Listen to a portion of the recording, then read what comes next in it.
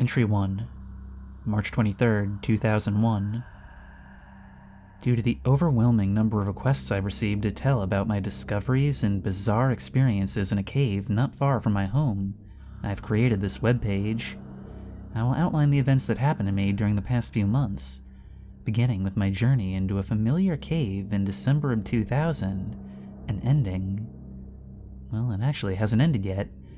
I'll use my caving journal as the text to tell about my recent experience. I'll give them to you as I experience them, in chronological order. I've included photographs that were taken during my many trips into the cave.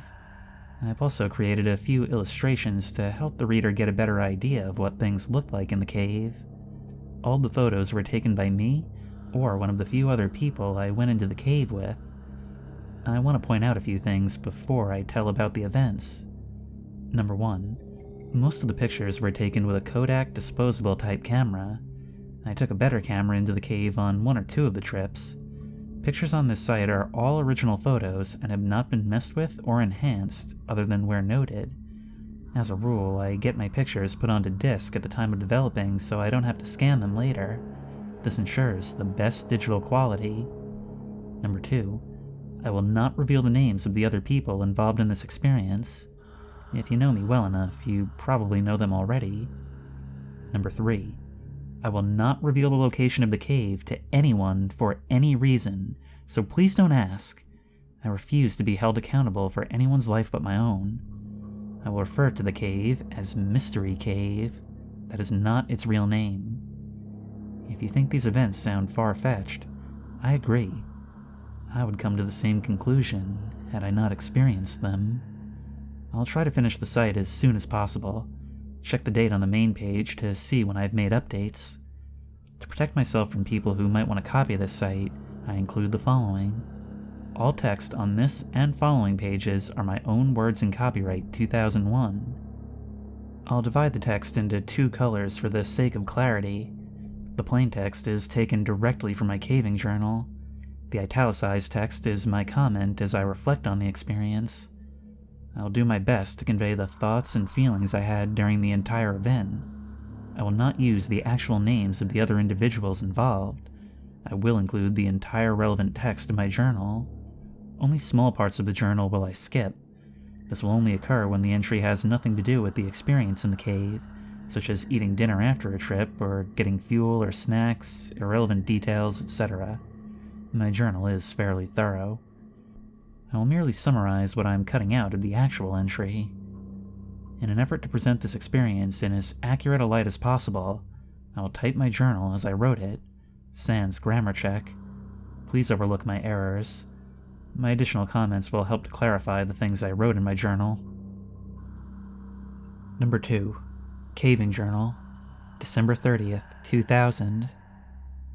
A rough drawing of how the passage originally looked. The original opening. I put my glove in the hole for size reference.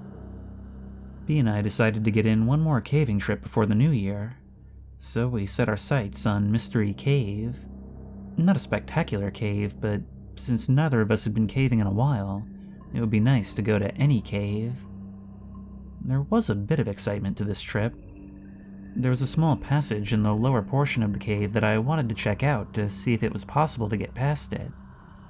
It had a small opening, but lots of air blowing through it. Even though it's way too small to climb through, I had never even checked to see what was inside the passage. We got our gear loaded up and hit the road by 3 p.m. We got to the cave in great time, since B likes to drive fast. We anchored from the usual tree and began to rappel into the cave. I went down first, and got my gear together while B came down. I will refer to B many times. We've been caving together for many months now. He was injured in a caving accident a few years ago and was told he would never walk again. Through hard work and perseverance, he not only walks, but can get around very well in caves. The trickier parts of a cave might slow him down a bit, but he can make it. He patiently works through an obstacle until he gets past it. As for the reference to the small opening in the cave, there's a saying among cavers: if it blows, it goes. Meaning, if a passage has a good flow of air, It's probably worth investigating. Another note, after we explored all the usual passages, we climbed down to check out the hole. The hole is located deep in the cave, near the lowest part of the cave. It's on the other side of a cave wall, about 3 feet from the floor. To look inside the hole, I had to kneel down to duck under an overhang of rock. I used my backup mini mag light and held it inside the hole to see what I could see. I was excited by what I saw. The wall around the hole was about 3 to 5 inches thick. It led into a tight passage. The passage opened up a bit just inside the hole. It continued back about 10 to 12 feet in a small crawl space. After that, it seemed to really open up, although how much we couldn't tell. This could be a virgin passage. Obviously no one has passed through this route, but there could be a way into the passage from the other side. To even get to the crawl space, we would have to enlarge the opening. Currently it's about the size of my fist. Once we get past the opening, we would have a tight crawl back to where it opened up. It would take some work, but we thought we could do it. We sat down for a few minutes to rest and contemplate our plan of attack. While we sat there in the darkness, we could hear the wind howling from the other side of the passage. It was a low, eerie noise. We could also hear a low rumble from time to time. No big deal, though. The cave is in the vicinity of a highway that has heavy trucks drive on it. We figured the rumble was the effect of the trucks resonating through the rocks. We determined that our best plan would be to haul a cordless drill into the cave to drill into the rock. Then we could take a bullpen and a small sledgehammer to break up the rock. It seemed pretty straightforward. We would widen the hole big enough to squeeze in and see what was on the other side. The efforts to haul all the equipment down to the hole would be a pain, but we hoped it would be worth it. I named the passage Floyd's Tomb, after Floyd Collins. It seemed to look like the tight spot where Floyd spent his last miserable days on Earth. Note: Floyd Collins was a caver back in the early 1900s. He got stuck in a tight crawl space and was unable to free himself. It's an amazing story that's detailed in a book called Trapped: The Story of Floyd Collins. I think that was the title. I don't recall the author. Calling our passage Floyd's Tomb was not only a tribute to Floyd, but a commentary on the size of the passage. In retrospect, it's funny how simple I thought it was going to be. I figured a few hours' work and we would be in. Had I known how long it was going to take, I doubt I would have even begun the project. Had I known what I was going to experience in the cave, I never would have returned. We gathered up our gear and headed for the surface. Normally I couldn't care less if I ever came back into this cave. There's nothing special about it. But now I was psyched about getting back and getting through. We hadn't even left the cave and we were planning our return trip. The rest of the journal entry talked about the climb out of the cave, our dinner, and our trip back home. Entry 3, January 27th and 28th, 2001. A photo of the opening after our first trip. B and I were both excited to get back into the cave and get to work. I figured with about 4 hours' work we could be in and see what was on the other side. We had arranged to borrow a DeWalt cordless drill to bring with us. We also had masonry bits to drill with, sledgehammers to break up the rock, bullpens to insert into the drill holes, and a few other tools that we ended up not using. Getting the tools down to the worksite proved to be a challenge. One of us would climb down the rope and stop at a ledge or a good resting place. Then the other person would lower the tools. We kept repeating this routine until we got to the bottom of the cave. Then we had to drag the tools to the hole. It took about an hour to finally get to work. B took the first turn at the hole. After an hour of exhausting work, we could tell we were not going to get through in one session. We kept trading off after we worked ourselves into a sweat. One would take a break and get some food and water, while the other went to work. The routine went like this. To begin work, we had to get down on our knees and do our best to avoid smacking our heads on the ceiling. Working in this awkward position, we would drill into the wall around the hole. That was difficult work. We really had to push on the drill, and it was still slow progress. Then we inserted the bullpen into the hole and hammered on it until the rock broke up. Then we would repeat the process. To give you an idea of how slow it went, the typical size rock that would break off was about fingernail size. If we broke off a large piece, about a third the size of my palm, that was cause for a celebration. From time to time, for variety, we would just wail on a cold chisel with a 5-pound sledge. It was slow progress. The problem with the sledge was that we couldn't take a good swing because of the tight quarters. Note, even though we spent many hours and several trips working on the hole, we never did find a better technique for widening the hole. The drill and bullpen and hammer got the best results for our efforts.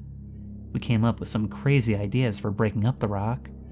Everything from TNT, never seriously considered, to hauling a generator to the mouth of the cave and running an extension cord down to a jackhammer.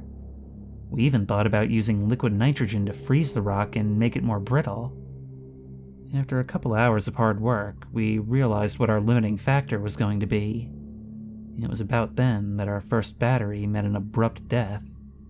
We had a second battery, so we swapped them out. The second battery lasted a little longer because we hammered and chiseled a little more often, and a little longer each time.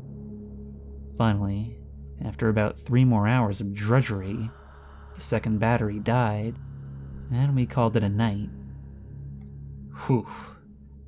We could tell we'd done some work in the cave, but it was not much.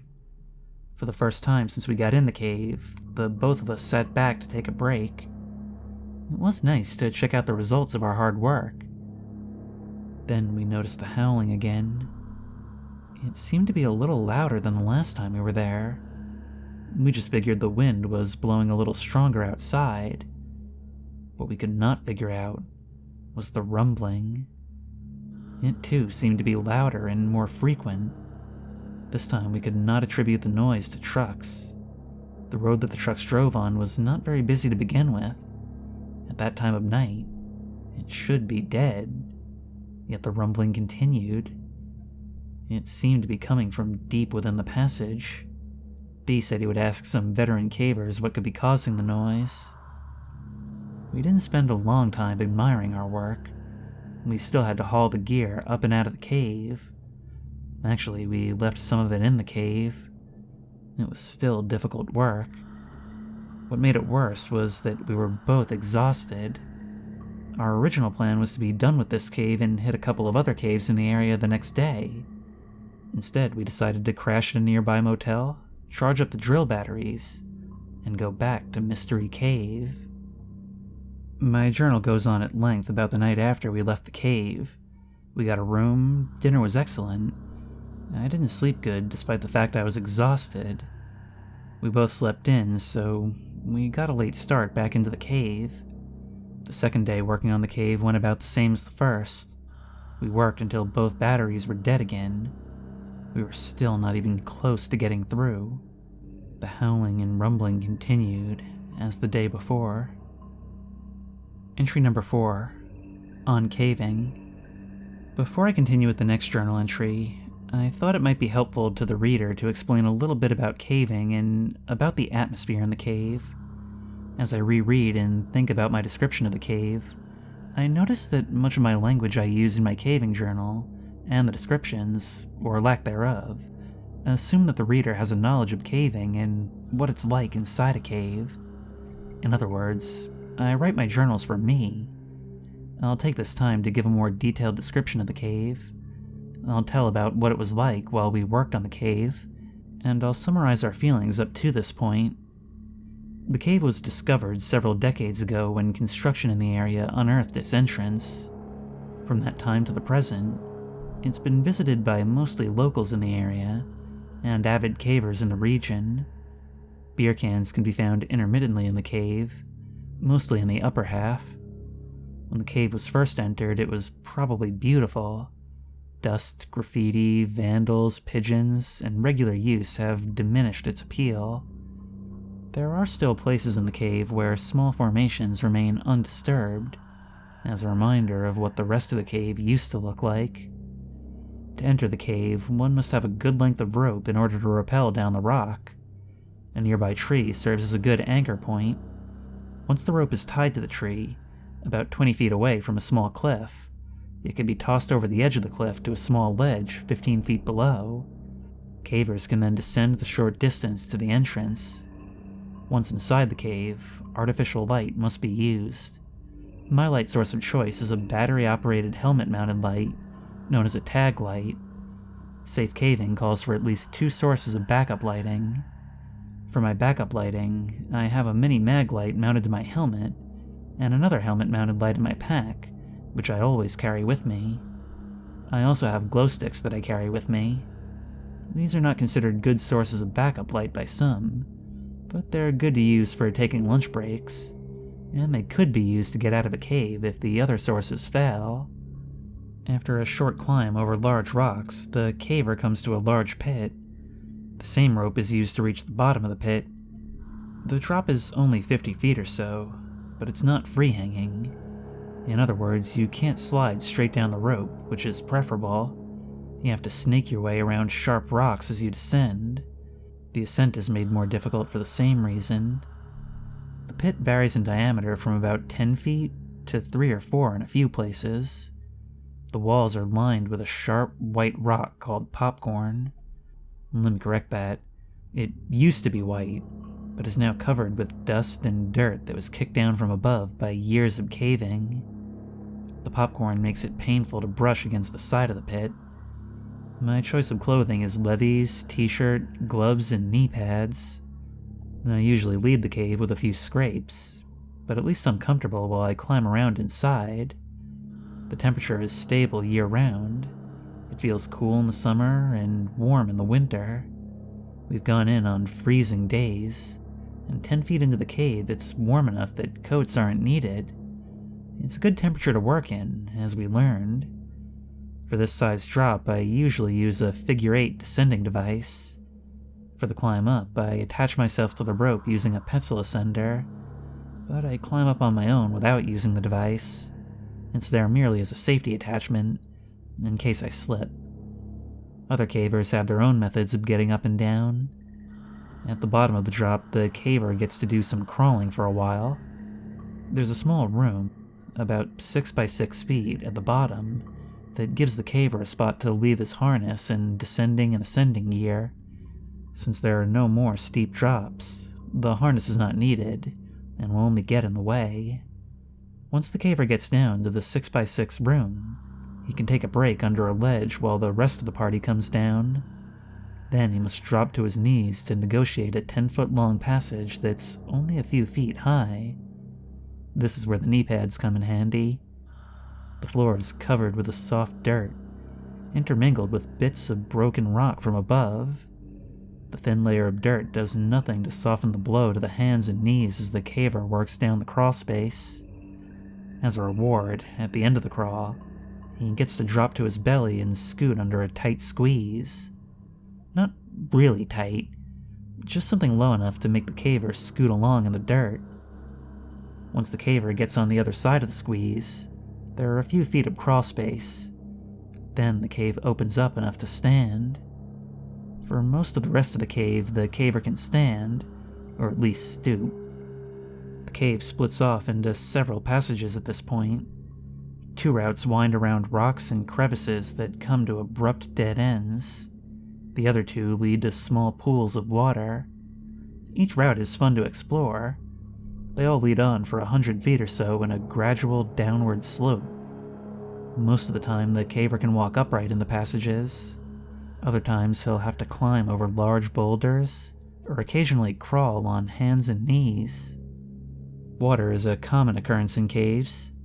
I've been told that one of the local residents was one of the first people in the cave, and that his cousin dove into the pools using scuba gear. He said that the cave continued down for a couple 100 feet underwater. What they were hoping for, and what happens frequently, is that the passage comes up somewhere else. with virgin cave passages to explore. Unfortunately, I don't possess the knowledge to give more detail about the types of rocks in the cave.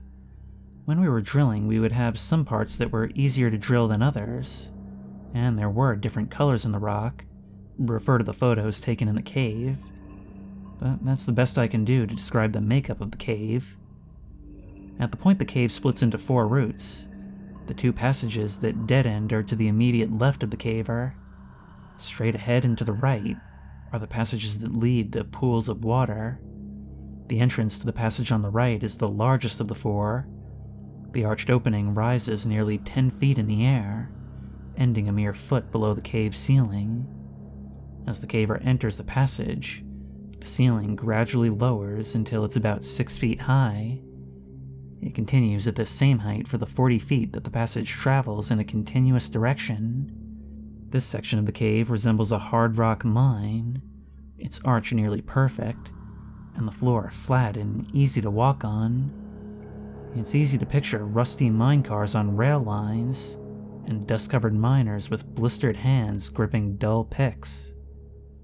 The pseudo-mine comes to an end, and the caver is once again forced to drop onto hands and knees to get reacquainted with the floor of the cave.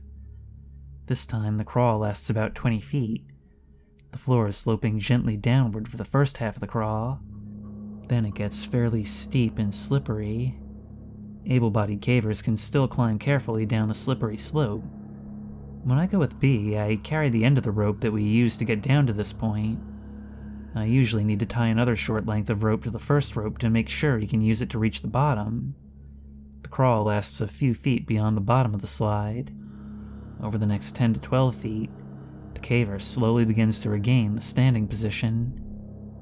After walking a few feet and climbing down a short drop-off, the caver arrives at a small level area, which has a passage leading down immediately to the left. The passage ends 75 feet later at one of the small bodies of water. To the right is a rock wall. Straight ahead is an indentation in the wall which goes back about 3 feet. On the wall at the rear of the indent is a small hole, about the size of a softball. To get near the hole, the caver ducks under an overhang and kneels upon the rocks that rise above the floor by a few inches. By the time the caver reaches this point, he is either warm or sweating, and the first thing he notices is the cool breeze blowing out of the hole. It was my recognition of this hole as a potential doorway to unexplored portions of the cave that ultimately led to this telling of my experience. As has been my tradition for all the years I've been caving, the party reaches a point in the cave, usually at the deepest part of the cave, that all lights are extinguished. Complete blackness fills the eyes. For a moment, the individual caver strains the eye muscles, focusing in and out with the expectation of catching a crumb of light somewhere in the false night. After several futile moments, the caver turns his head at a sound, perhaps another caver, only to have the other senses return, and then heighten. The sounds, smells, and feelings that have been overlooked to this point come racing to the caver in perfect detail. The pain of their own behind sitting on the cave floor, the smell of dust, sweat, guano, the sound of modern material shifting on age-old rock as cavers attempt to find comfort on this solid foundation. At the back of every caver's mind at this time is, what if? What if a person had to climb out of the cave with no light? Would he make it? Would he find all the turns and bends which got him to this place? If not, would a rescue party find him in time? The depth of darkness recognized at this time is something that is rarely experienced outside a cave.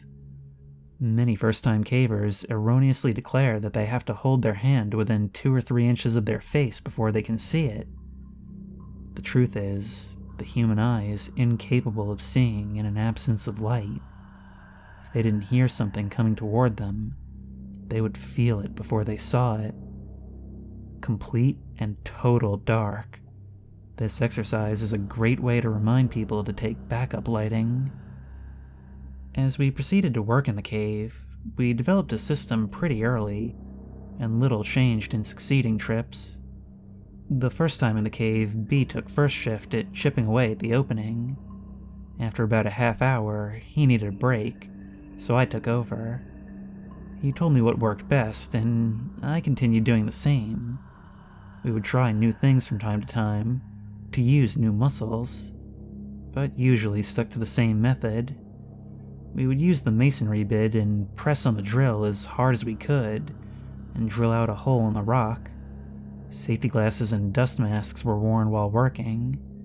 Then we would insert the bullpen and hammer it into the rock, and break out small chunks of the cave. Then we would drill another hole and repeat the process. Occasionally, the drill would hit a soft spot in the rock, and that step would be shortened. We would work until we became too tired to continue. Then B and I would trade. While one of us was working, the other would remain in the darkness and either eat, drink, or just lay down on the cave floor, padded by rope bags. After just a few rotations, we were tired enough to catch a nap while taking our break, and the only light we used was the helmet light on the head of the worker. Since it was pointing toward the hole, the resting person was left mostly in the dark. This was a welcome benefit, since the resting person was usually, well, resting. The rest break was also a chance to cool down a bit, which didn't take long in the cooler temperature of the cave. Fortunately, the temperature of the cave allowed us to work pretty hard, and not overheat much. I remember that I frequently looked through the hole and thought, hey, it's big enough. I think I can squeeze through, only to be disappointed in my attempt. However, even after the first attempt and failure, I knew that I would keep working on the hole until I got through. This despite the fact that I knew it would take many more hours of hard work. It actually became an obsession with me. I tried to get out to the cave and work as often as I could. I hoped that the passage led to a larger, undiscovered cave that we would be the first ones to enter. I guess the explorer in me wanted to find a new frontier there in the cave. Since B is such an avid caver, he was motivated by the same desire to find a new, unexplored cave. What we did find was not at all what I expected. Entry 5, February 10th, 2001. Scarcely 2 weeks had gone by, and already we were on our way back out to work in the cave. We admit we've become obsessed with the idea of getting through the passage. That may be a sign of how exciting our lives really are. It's not that we think there's going to be something great beyond the passage. We just like the idea of being the first humans on the face of the planet to set foot in a virgin part of the cave. Although, if we found a hidden treasure, that would be fine with us. We got a late start, and drove part of the way in the dark. When I tell people that I go caving at night, they wonder why. They don't stop to think that it's always night once you're inside the cave. All the way out to Mystery Cave, we talked about new ideas to speed up our work. B also told me that he talked to some caver friends of his that came up with an explanation about the rumbling noise. They thought it might be the sound of water deep within the cave, possibly a waterfall. They couldn't really explain why the noise seemed to come and go. To me, it's just one more reason to get through, so we can solve the mystery. This trip we took B's dog, Whip. She's a Jack Russell Terrier. B's dog, Whip, near the entrance to the cave. Our progress on the hole. I was not at all concerned about taking the dog into the cave. We've taken her before. She answers the call of nature before we go in, and then waits until we get out again. Also, she's well behaved inside the cave. We simply had to lower her via a custom-made harness until she reached the bottom of the main drop. Then she negotiated the rest on her own. She loves to explore, but won't go out of our sight. She doesn't have a light attached to her, so she has to wait for us. Another reason I didn't mind bringing Whip along was because we planned on putting her into the small hole to see how far into the passage she would go. That might give us an idea of what's on the other side. We knew that if there was a drop-off we couldn't see, the dog would turn around and come right back out. We thought we might have to do some work on the hole before even the dog could get through. Despite working in the dark of the night, we were able to rig up and get down pretty quickly. We didn't take as many tools as last time. Plus, we left some in the hole so we wouldn't have to haul them out and back in again. I did manage to get 2 more batteries for the drill, for a total of 4. Also a few more masonry drill bits. Even with the dog, we made good time getting down. Then, something bizarre happened that I can't quite explain. The dog began exploring as soon as we let her off the rope. She was in hog heaven, sniffing and darting about around our feet. She would run from one person to the other as we made our way back to the work site. At the point the cave splits into 4 passages, the dog seemed to run out of juice. She just stuck right by either B or me. That seemed kind of odd. As we progressed further into the cave, she would only stay by B. She seemed edgy, like she saw something she didn't like. As we approached the short drop-off before the hole, she stopped, and would only come further after we coaxed her. The hair on her back stood on end. Finally, as we got to within 20 feet of the hole, she began to whimper and hide behind B. Her tail was between her legs, and she was cowering down on the ground. Strange. I've seen her square off with dogs twice her size, but now she acted as if Satan himself was lurking in the darkness. I figured there must have been animals that used the cave as a home, and Whip smelled their scent. Too bad it upset her, because there was no way she was going into the passage. We decided that with this new development, the nervous dog, one of us would work while the other stayed with the dog a few feet away from where we normally rested. We got right back into our routine of drilling, hammering. With our extra supply of batteries, we were really able to push hard on the drill and not have to worry about using up the batteries. This did not make our work any easier, but it did speed things up a little bit. Progress was still slow. I really didn't mind, though. Note: my journal goes on for a while about the progress we were making.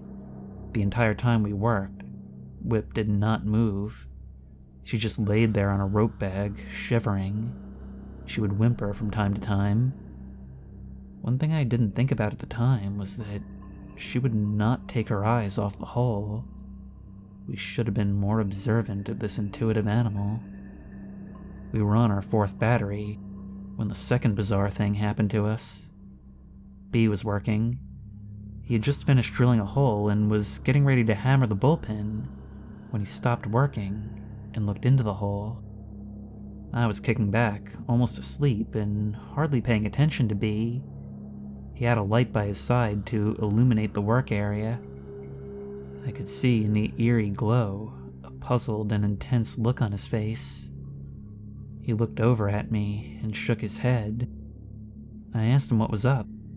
He said that he swore he just heard a strange noise emanating from the hole. He said it sounded like rock sliding on rock, sort of a grinding sound. I assumed his ears were just ringing from the drill. He didn't wear any earplugs this trip. He assured me he heard what he said he heard. I didn't have an explanation, so I went back to dozing. B sat in the quiet of the cave for a long time before he resumed his work. Also, he would stop from time to time and just listen. B is very grounded, and not one to pursue some imaginary sound. I believe he heard something, but I'm not too concerned about what it was. I assume we'll figure it all out once we get through the passage. The final battery lasted another hour or so. We were sitting around talking about our progress when I decided to see if I could get my head through the hole. My head easily fit, but there was no way my shoulders were going in. As I was kneeling there, contemplating how close we were, I noticed something that B had overlooked. The wind had stopped. In all the times I've been in the cave, I have always felt the wind blowing. The last time we were out working on the cave, the wind was blowing worse than ever. Even earlier, we remembered the breeze cooling us off. But now, nothing. B said he didn't know when it stopped. The rumbling had ceased too. Bizarre. This plain old cave was becoming mysterious. We talked for a long time in the dark of the cave. We debated what could possibly be causing these unusual events to occur. I think part of the reason we were sitting in the dark was because we were both too hammered to move.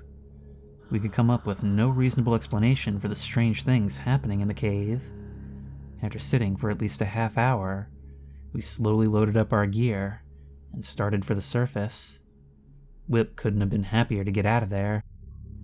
Once again, we left some of the tools in the cave. We just put them in the hole. Not enough people used the cave to worry about it. Plus, we were too tired to care. We made a lot of progress this trip. It helps to have the extra batteries. We still have a long way to go, but it sure is nice to see how far we've come. Note: the rest of the journal entry talks about climbing out of the cave, getting a room at a motel, and crashing. We were beat. In retrospect, I can't believe how casual we were about everything that was happening in the cave. At the time, the only thing we could think about was getting into the passage.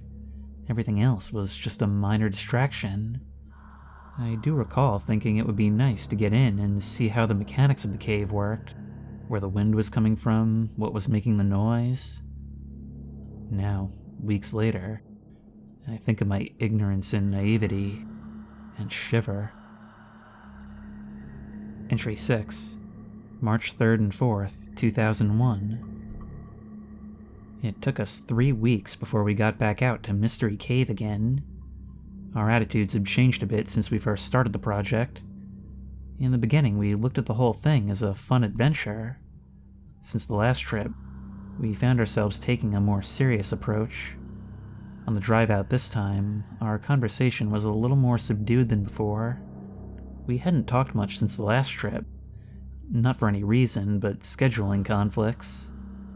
Instead of discussing ways of getting through the passage, we found ourselves talking about rational explanations for what had happened. Neither one of us had any ideas that would explain the unusual occurrences we experienced on the last trip. We were amused to find out that neither one of us had talked much about the last trip to other people. That is a complete reversal from the other trips. It's been fun to report to friends and family about our progress. It's always fun to tell people about the tight squeeze we're going to have to go through to get into the passage. Most people have little desire to voluntarily subject themselves to incredibly tight places. Actually, neither do I, but I will do it in order to get to the other side. Good motivation. We left town early in the afternoon to beat traffic. I don't really recall what time we finally got to the cave. Like I said, the mood was subdued. We got rigged up and started down. Obviously, B left the dog home this time. We took essentially the same gear as the last time. We left some of the tools in the hole to save our backs the agony of hauling the extra weight. Even with the gear, we got down in good time. We really have a good system for getting up and down. There was only one minor mishap this trip. B scraped his arm on the descent. Not real bad, fortunately. He waited until we got all the way to the hole to patch it up. It was just a superficial cut. While he was getting the wound cleaned up, I started working. We both took note that the breeze was back, and the rumbling present. We had 4 fresh batteries, and 4, or maybe 3.5, fresh arms. I had high hopes that this would be the day. It started out pretty slow. When we first started working on the hole, the thickness was about 3 inches.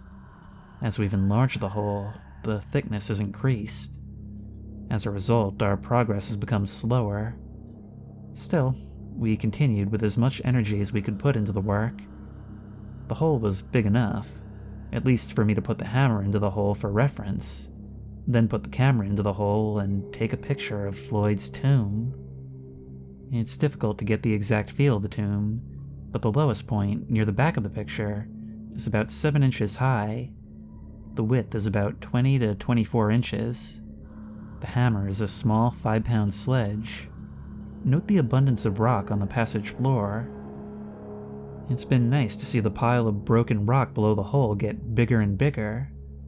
We've both realized that we're just going to have to put in a certain amount of work in order to get through. So we just get down to business. We don't usually talk much while we work, since one of us is making a lot of noise with the drill or hammer. Break times are used to chat momentarily about whatever topic pops into mind. The breaks take place whenever the guy that's working decides to switch roles. We both put in some pretty good work sessions. I have a little more stamina than B, but he gets just as much done in a shorter amount of time due to his upper body strength. We still celebrate the small victories we encounter along the way. Whenever a section we've been working on crumbles, we cheer. On the rare occasion that a fist-sized rock falls from the entrance, we whoop and holler. That's one small chunk of earth that no longer separates us from whatever lies on the other side. I still harbor the fantasy that there's a hidden entrance to the other side of the passage, and years ago Spanish explorers hid their treasures in the cave and sealed up the entrance, and it's remained untouched until we find it. B has a more realistic, although more mundane theory. He figures there's more cave on the other side. We'll see who's right. This trip out, I wanted to see if we could speed up the work by using larger masonry bits. I purchased some good-sized ones at the hardware store, at a good-sized price. One was larger in diameter than all the rest. The other was smaller around, but longer. I had pretty much concluded that the big one might be too big, and I was right. We tried to get it to go into the rock, but progress was very slow. We tried pushing for all we were worth, and all we got was tired. The larger bit just created too much friction area for our strength. It might have worked with a hammer drill, but we didn't have one. The longer bit worked fine with our drill. We relied on it for most of the work we did this trip. I thought we were going to be out one bit, and a drill, and my hand, when the bit broke off toward one end. I was pushing as hard as I could on the drill, with the bit a few inches in the wall, when it snapped. I nearly rammed the drill through the wall from pushing so hard. We were able to retrieve the bit and keep using it, minus a couple inches. It still worked great. Only once in a great while did we resort to hammer and chisel. Work was proceeding as normal, until about the time we were on our 4th battery. I was kneeling down and working the drill slowly into the wall at the time. I had my earplugs in, my safety glasses on, and was lost in my own thoughts. Suddenly, over the squeal of the drill wearing down the rock, I heard a strange noise. It was loud, and I could hear it over the noise of the drill, even though I had the earplugs in. At first I thought it was just the drill bit doing its job on the cave. It would frequently complain by screeching and whining as we forced it into the wall, but this was different. It took me several full seconds to comprehend that this was coming from inside the hole, and not the bit. I stopped drilling and yanked my earplugs out, just in time to hear the most terrible scream I've ever heard trail off and echo into the darkness of the cavern. I stared wide-eyed at the hole. For several moments, I didn't move, nor did I breathe. I turned to look at B. Moments earlier, he had been lying on the rope bag catching a nap. Now he was standing upright, mouth open with a look of concern on his face. I turned and looked into the hole again, half expecting to see a demon face staring back at me. Nothing was different in Floyd's tomb. I fixed my gaze on the back of the squeeze, where the limits of my light reached.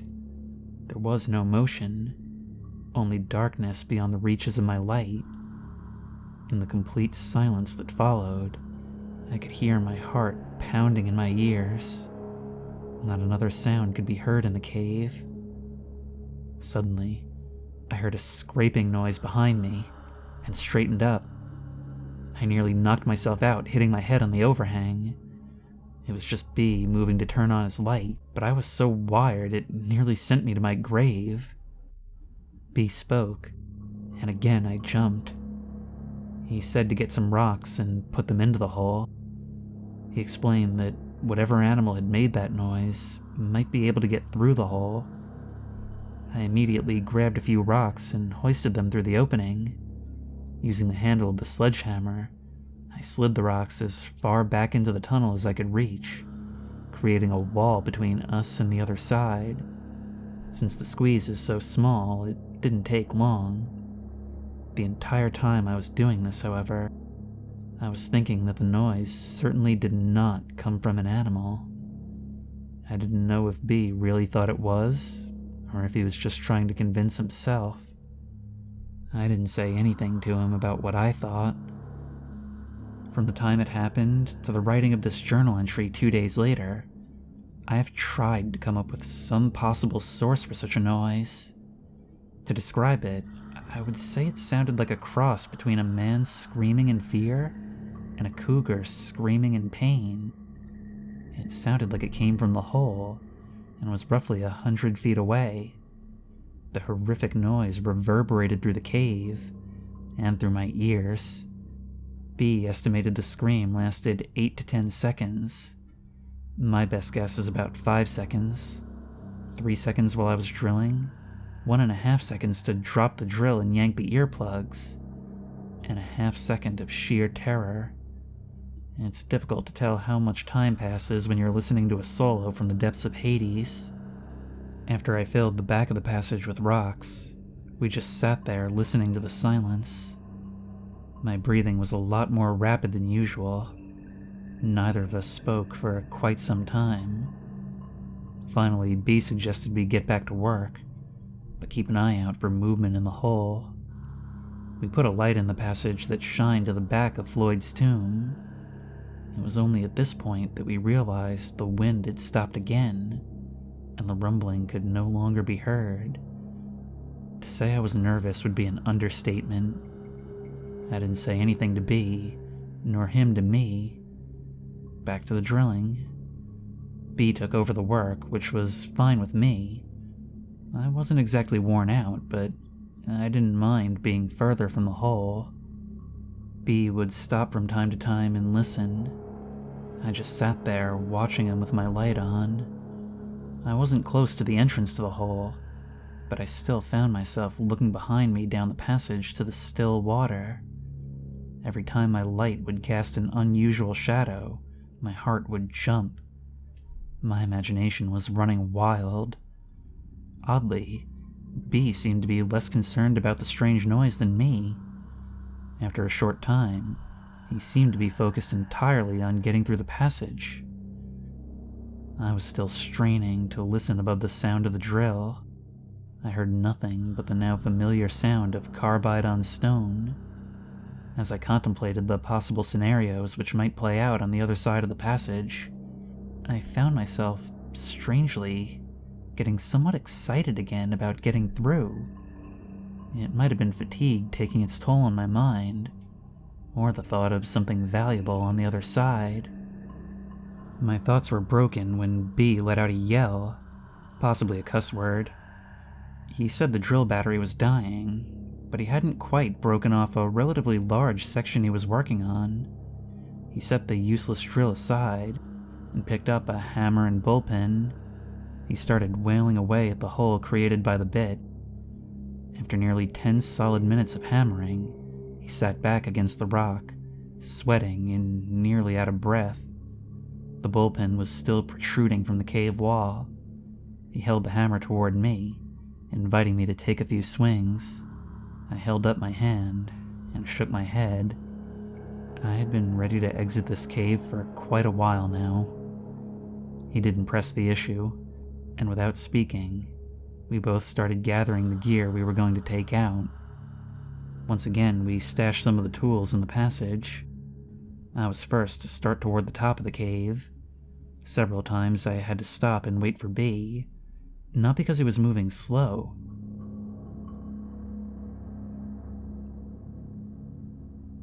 I had been ready to exit this cave for quite a while now.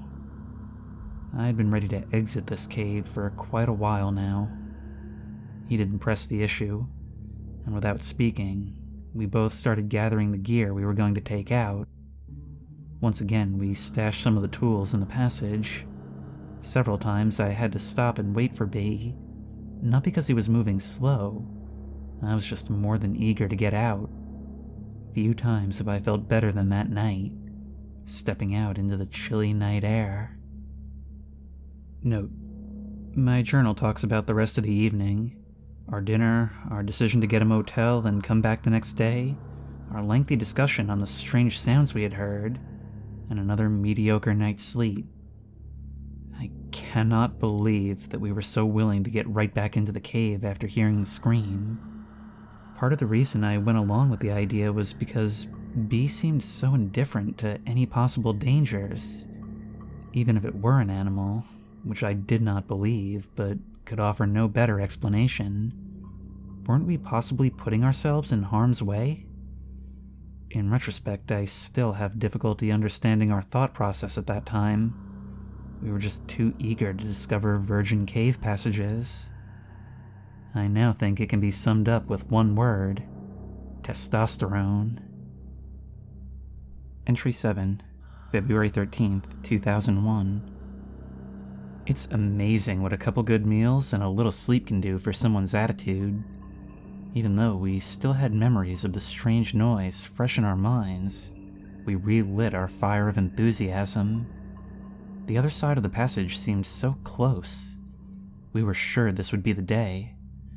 We got to the cave and started to work our way down to the hole. Getting back into the darkness of the cave brought back memories of the night before. The sight of the circle of rock illuminated by our headlamps, the smell of dirt in the air, the sound we made as we crawled across the rock. Once we reached the entrance to Floyd's tomb, however, we were once again ready to blaze the trail leading to an undiscovered part of the cave. We immediately noted the presence of the breeze blowing out of the hole, and the rumbling. The bullpen sticking out of its hole was an obvious sign of where we needed to begin work for the day. B took over where he left off the night before. I took up residence in the same spot I occupied the previous day, even though I was already well rested and wanting to start work. B was making the hammer sing with each blow. After a mere 2 or 3 minutes, he let out its shear.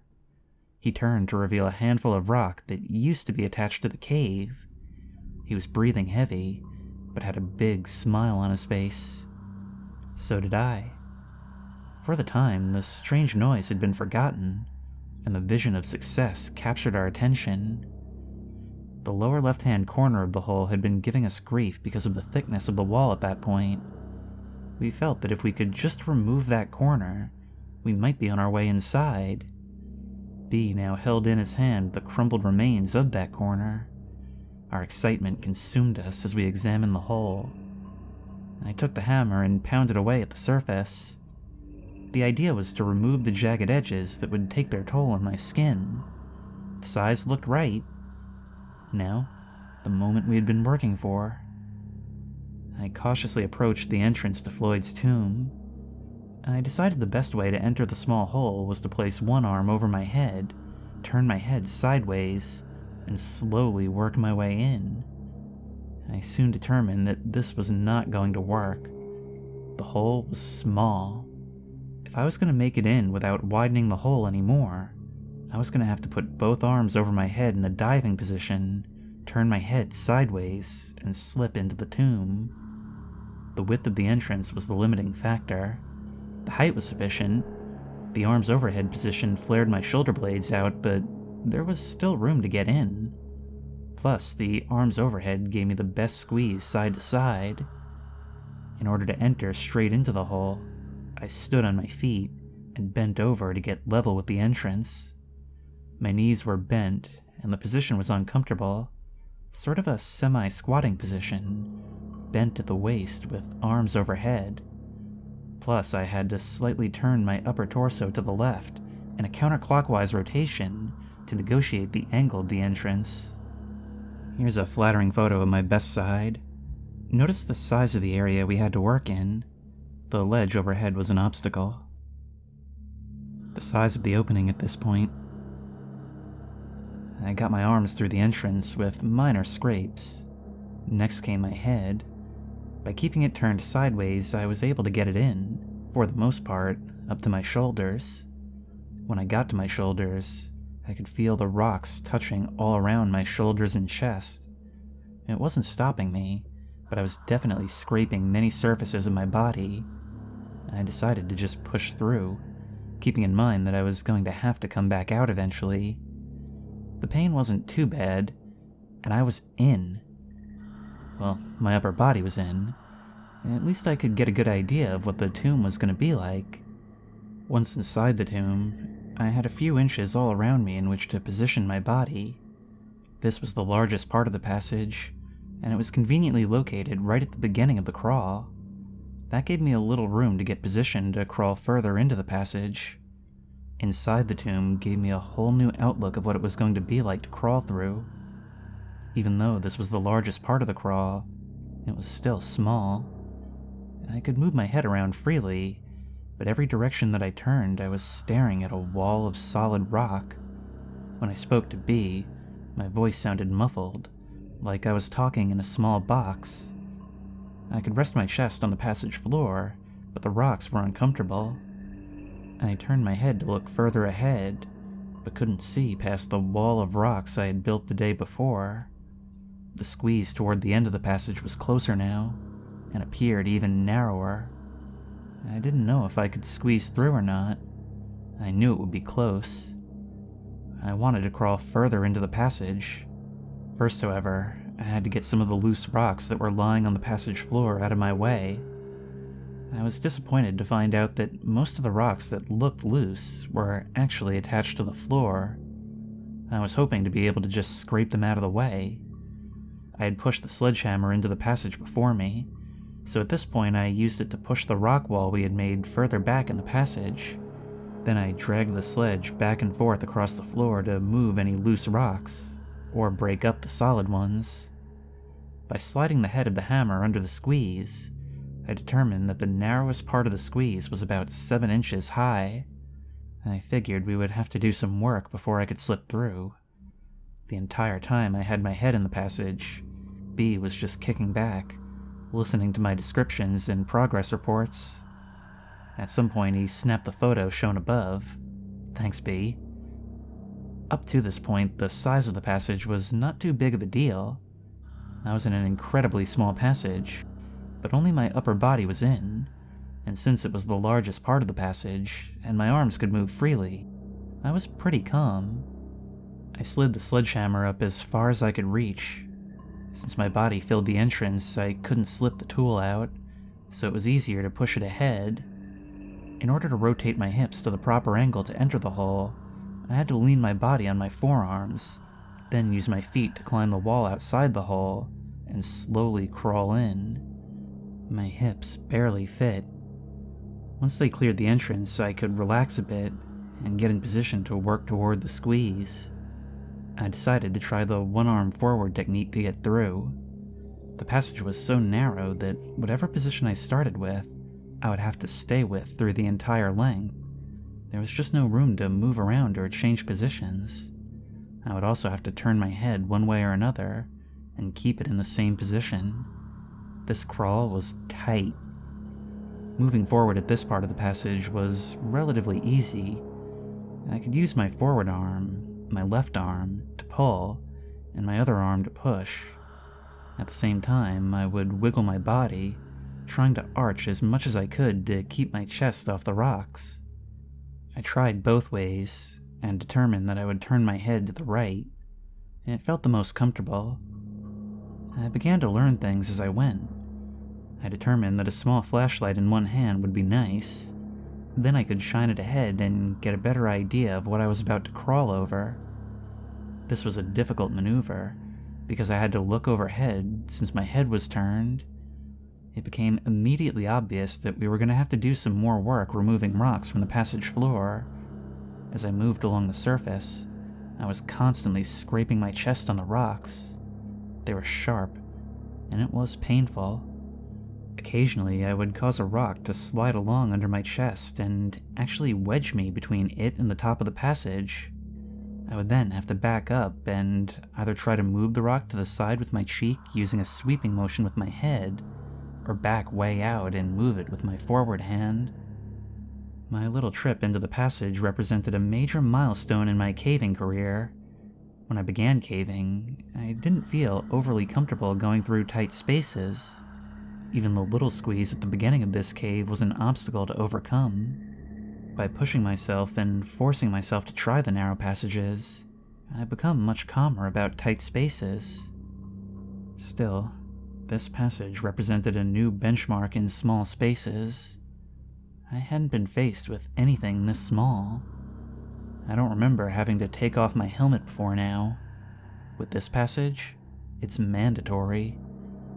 As I mentioned before, not only do I have to take off my helmet, but I have to turn my head side to side in order to fit. The journey into the tomb went like this. After I had twisted my hips into the passage, I took a few minutes to stop and work out a game plan. Most of the length of my legs was still outside the entrance. They were just dangling in the air.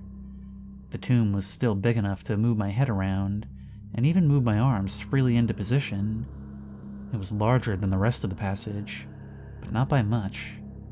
It was like sticking your head into a box. Everywhere I looked there were rocks, and not too far from my head. Any sound I made was muffled and dead. The narrowest part of the passage was about 10 feet in. At this point, I was about 3.5 feet in. At about the 4-foot mark, I would have to commit to whatever position I felt comfortable, and stay that way until the 12-foot mark, at which time the cave started opening up. I went with my left arm forward and head turned to the right. B had given me a flashlight that I held in my left hand. As I inched forward, I would try to brush the loose rocks away with my left arm. This was somewhat successful, but there were a lot of rocks I missed or couldn't move. As mentioned, the first little bit of the crawl moved along fairly quickly, since there was a little room above me to negotiate the passage.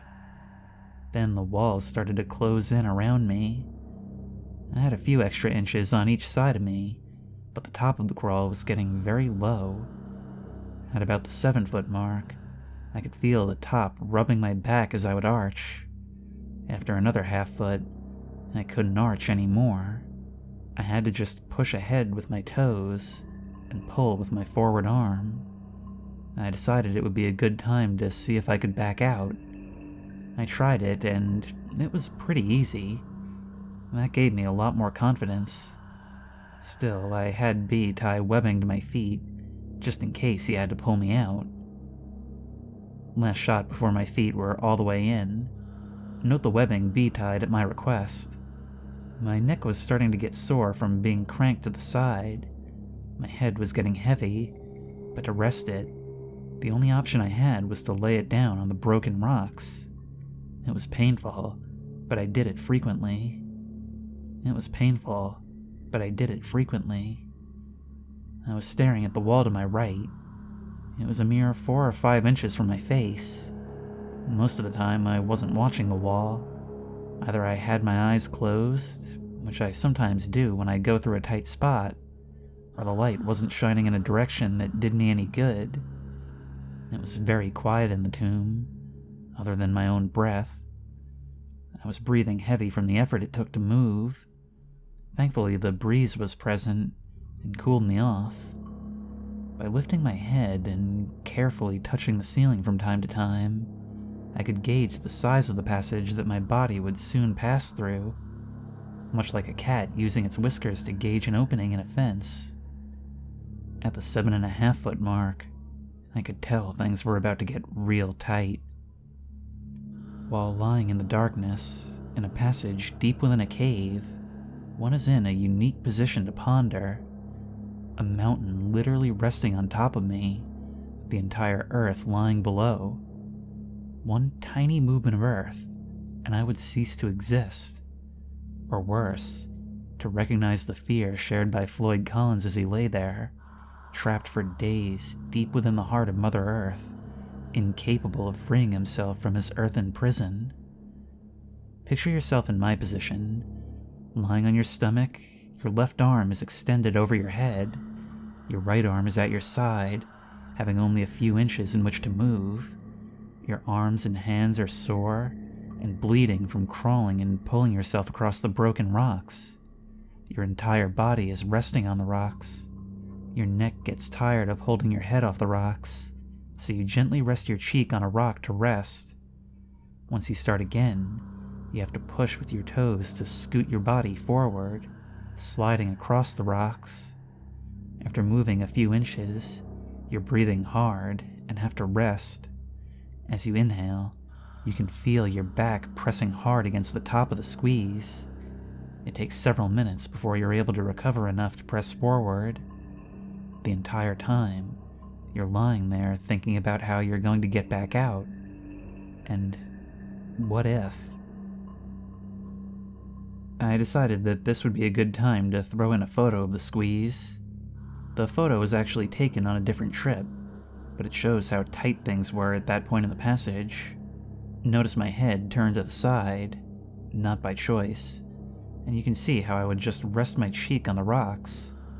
You can also see how difficult it is to look ahead of me. My arms are pinned to my side. I later determined that that would be the best position. There's virtually no space between the top of the passage and my back.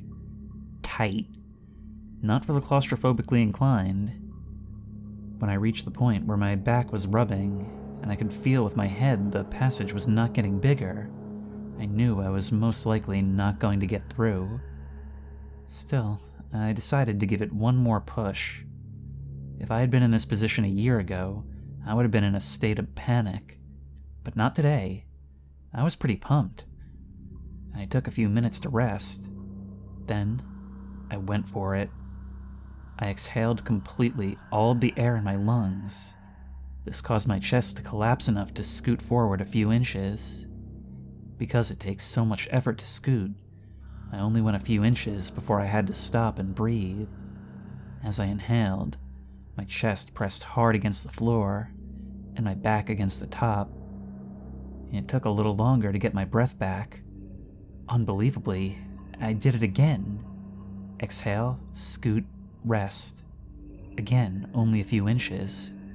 Repeat. I took a few extra minutes to enjoy this position, pinned in this small passage. Wow, I could not believe how relaxed I was. I tried one more time to exhale and scoot. My back was rubbing too much to continue. Despite the failed effort, I was psyched. I took several long minutes to lay there and recover from the effort.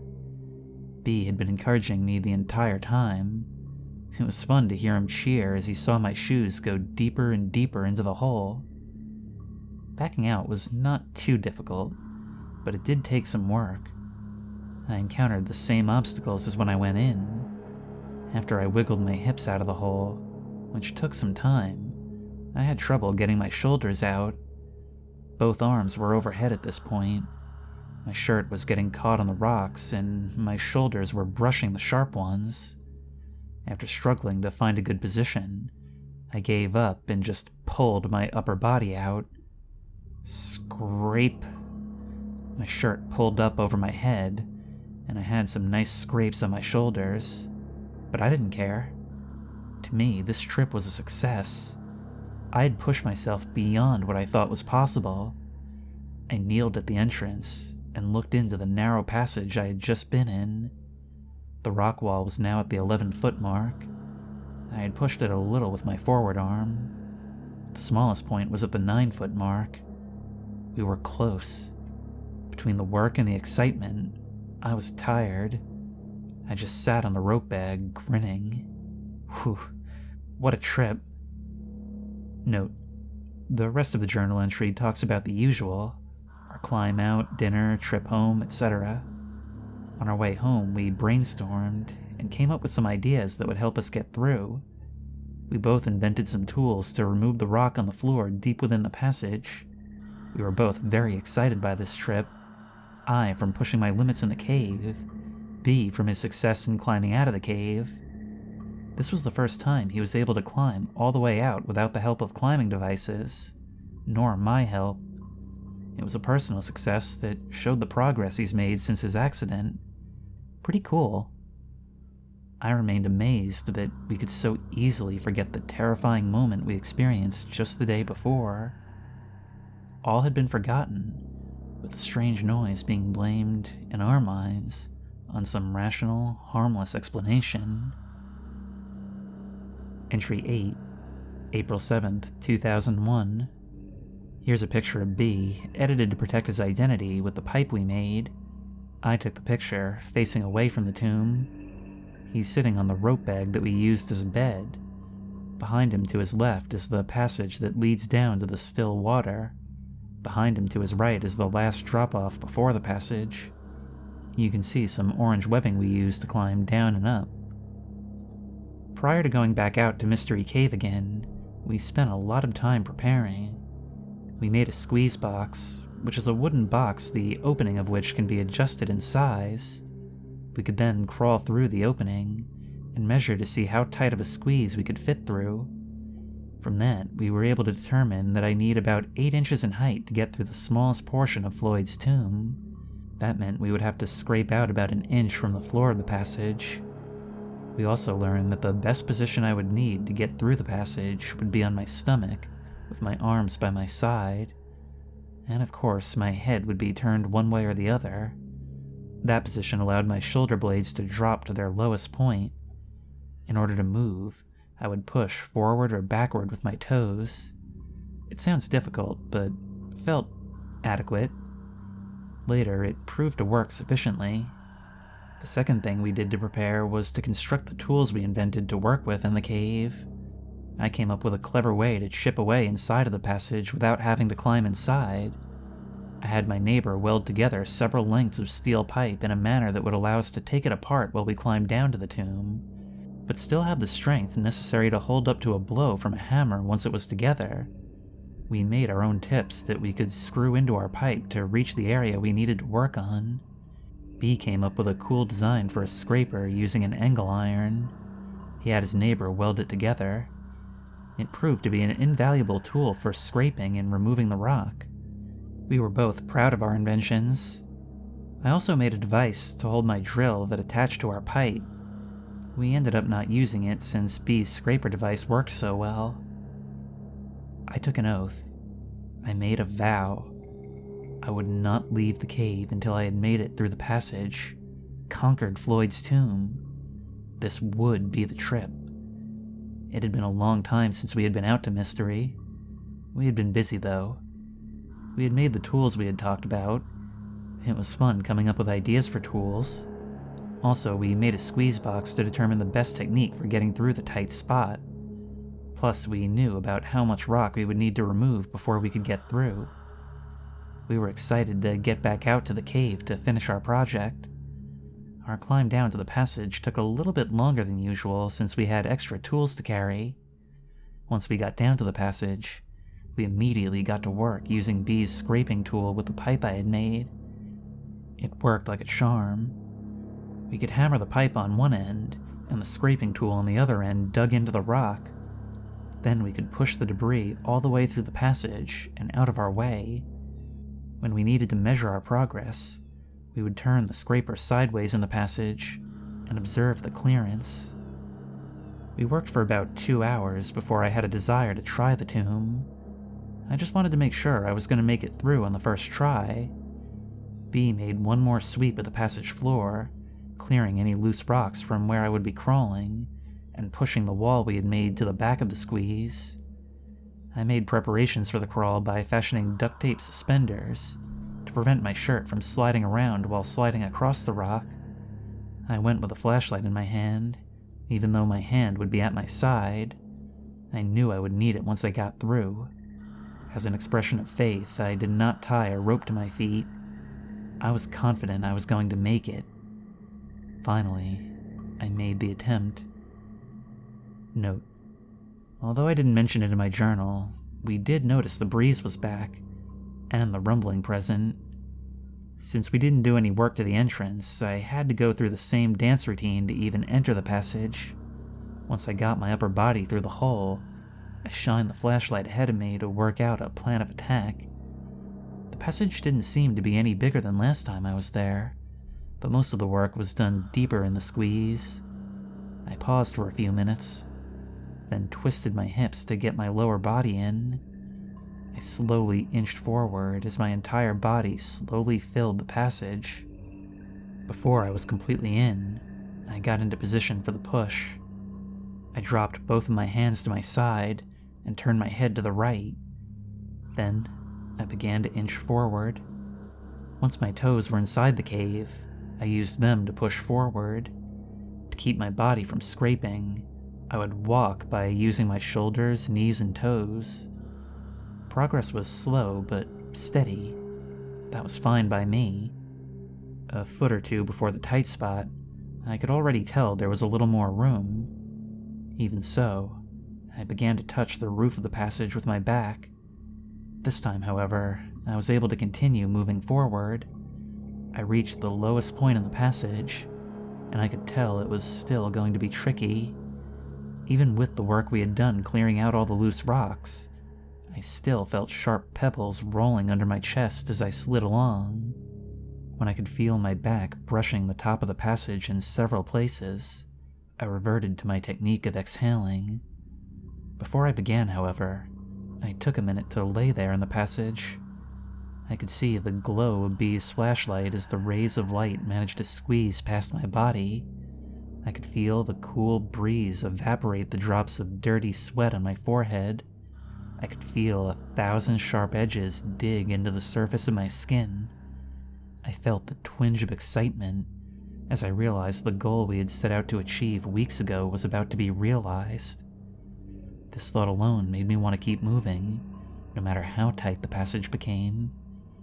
I breathed in and out rapidly for a few moments, then began. Exhale, scoot, stop to catch my breath, repeat. After just a few inches of scooting, I could raise my head off the floor of the squeeze and tell that the passage was beginning to open up. I relayed this information to B, and we both took a few seconds to celebrate.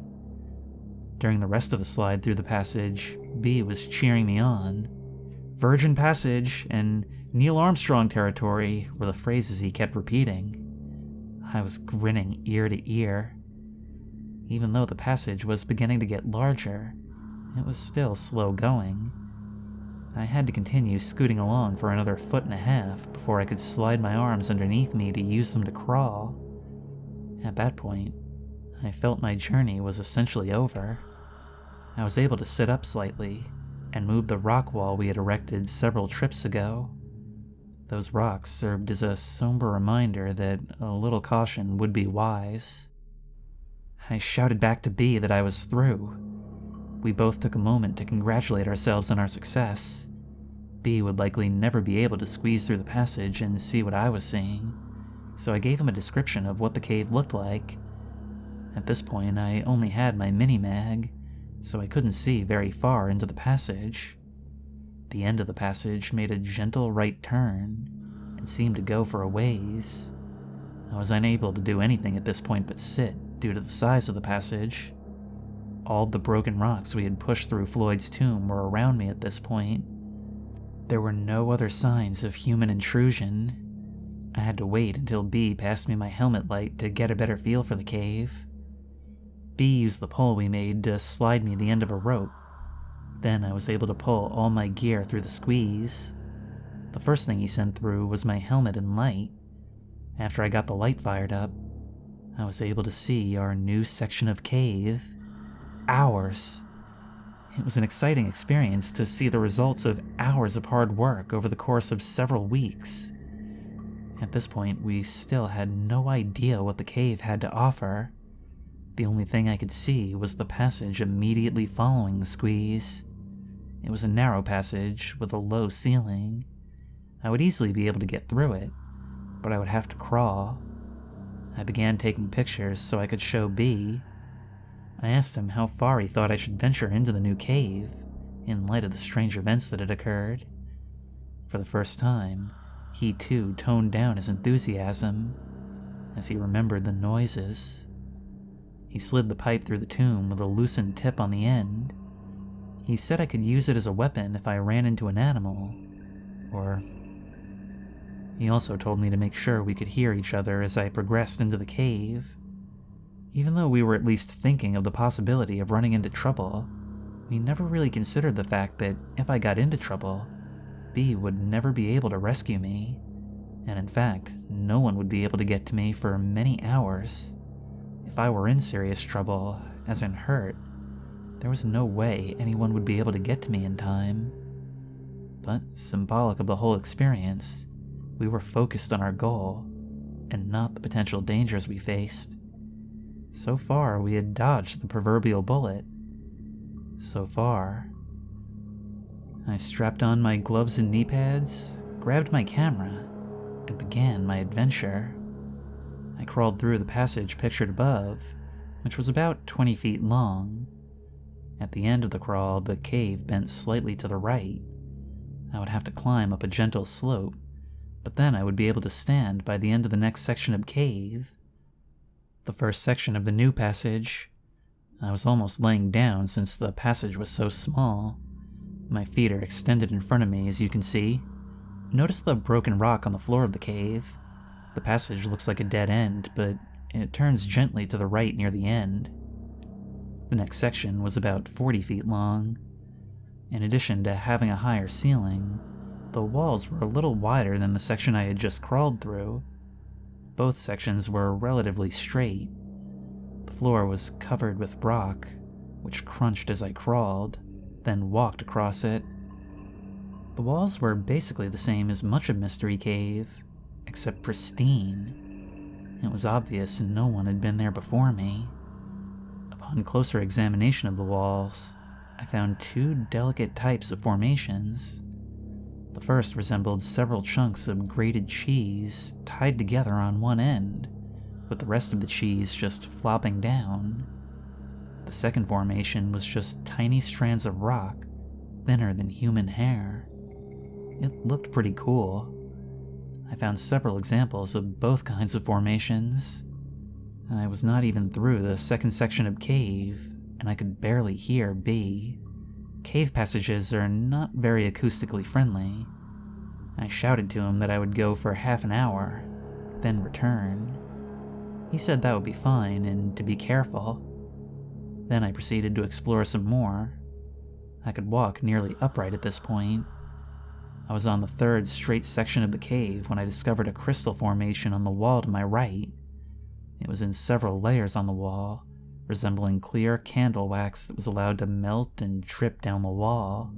The crystal formations are right behind the rock in the upper right-hand corner of the photo. I could walk upright, but had to stoop on occasions, like ducking under that rock. There were several small stalactite-looking formations formed by these crystals. The longest was about 4 inches in length. There would have been one much longer, judging by the size of the base, but it had broken off. I looked to see if I could locate where it ended up, but I couldn't find it. The passages continued on for another 100 feet or so, before the cave opened up a little. It was at the end of a short, straight segment of the cave. At the very end of the segment, the cave made a bend to the left, and opened up into a room.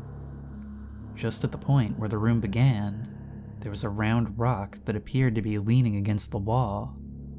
This seemed odd, but singular formations are common in caves, so it's by no means unique. I had crawled and stepped over several large chunks of rock that fell down from the ceiling, but this one was more round than the others. Once past the rock, the room opened up to a height of about 15 feet. It was about 15 feet in width and 30 feet in length. At the far end of the room, there was another passage leading straight out. As I entered the room, I had an eerie feeling. It was like the old saying that I felt like I was being watched. Once again, the excitement of the new find faded, and the memories of the mysterious side of the cave crept back into my mind. Suddenly, I felt very alone. Fortunately for my ego, I was nearly out of time, and had to get back to B before my half hour was up. I took several pictures of the room. I was just going to get a feel for how long the next passage was, when something caught my attention. On the left side of the room, on the wall at about eye level, I discovered what appeared to be hieroglyphics. It was a single drawing that almost appeared to just be part of the rock coloration. It looked like very crude representations of people standing below a symbol. I was pumped. This meant that there had to be another entrance to this cave. Even if the entrance was closed or blocked, it might mean an opportunity to open it and get B into the cave with me. I took another look at the drawing to make sure I could describe it to B. Then I took some more pictures and headed back to him. When I got back to the squeeze, I could barely talk fast enough to let B know everything I had discovered. He was just as excited to hear about our newly found treasures. As we debated what our next move would be, I began to send my gear back through the tomb to B. I told him it would be best if we got someone else to come back with me, in case something happened. He agreed. Once I got all my gear through, I was faced with the wonderful task of having to negotiate Floyd's tomb again. Note: theoretically, a person should be able to get out of a passage he just crawled through by simply reversing what he just did. If he contorts his body a certain way to get in, he should be able to get into the same position to get out. In practice, this may not prove to be possible or practical. Such was the case with the tomb. I determined in advance that I would attempt to go head first back through the squeeze. I knew that I could definitely make it by going feet first, but that would mean backing up all the way through the tomb. That would take a long time, and be very exhausting. My only concern going in head first was when I got to the end of the squeeze, I would have to get through the hole we had made without the benefit of being able to twist my body. Oh well. I chose to go head first and deal with the exit when I got to it.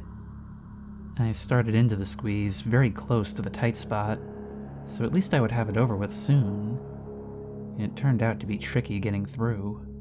I had to shift my hips to the right a little to get through, but I just kept plugging away at it. My hands were once again by my side. My head was turned to the right, and I was scooting with my toes. And once again, I was using my head as a gauge to tell when I was at the tight spot, then when I was past it. I seemed to get tired a little quicker on the way out. It must have been from all the work we had done to get through. I was a little over halfway through when something bizarre happened. I was laying there taking a brief break when I heard a sound deep within the cave. It was the faint but distinct sound of rock sliding on rock. My blood froze in its veins. I couldn't move. I just lay there, straining to hear the sound again. Nothing. I quickly began to scoot toward the exit. I didn't mention the sound to B, but I did recall one of our earlier trips when B said he heard the same thing.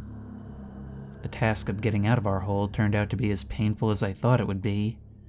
I had to put my arms overhead and force my shoulders through the hole. I definitely left some skin behind as I slipped through. B helped me as I wiggled my upper body out of the passage. Then I could catch myself and ease my lower body out of the tomb. I was out. B and I shook hands and began to load up our gear. I was trying to listen to any sounds coming from the hole, but we were making too much noise gathering our stuff. As much as I looked forward to getting into the passage, it was a relief to get out. That's pretty much how I feel about caves in general. I love to go in, but I feel good when I get back out again. Something strange happened with the pictures I took in the new part of the cave. The pictures I took in the passage leading up to the large room all turned out just fine, but strangely, none of the pictures taken in the room turned out at all. Pictures of the round rock and, more importantly, of the hieroglyphics I saw. Pictures taken before and after the room turned out great, but the negatives of the photos taken in the room were clear. Nothing.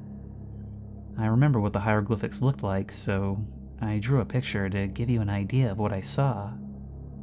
It's a crude drawing of what I saw, but it's accurate. The first thing I thought when I saw it was Blair Witch Project.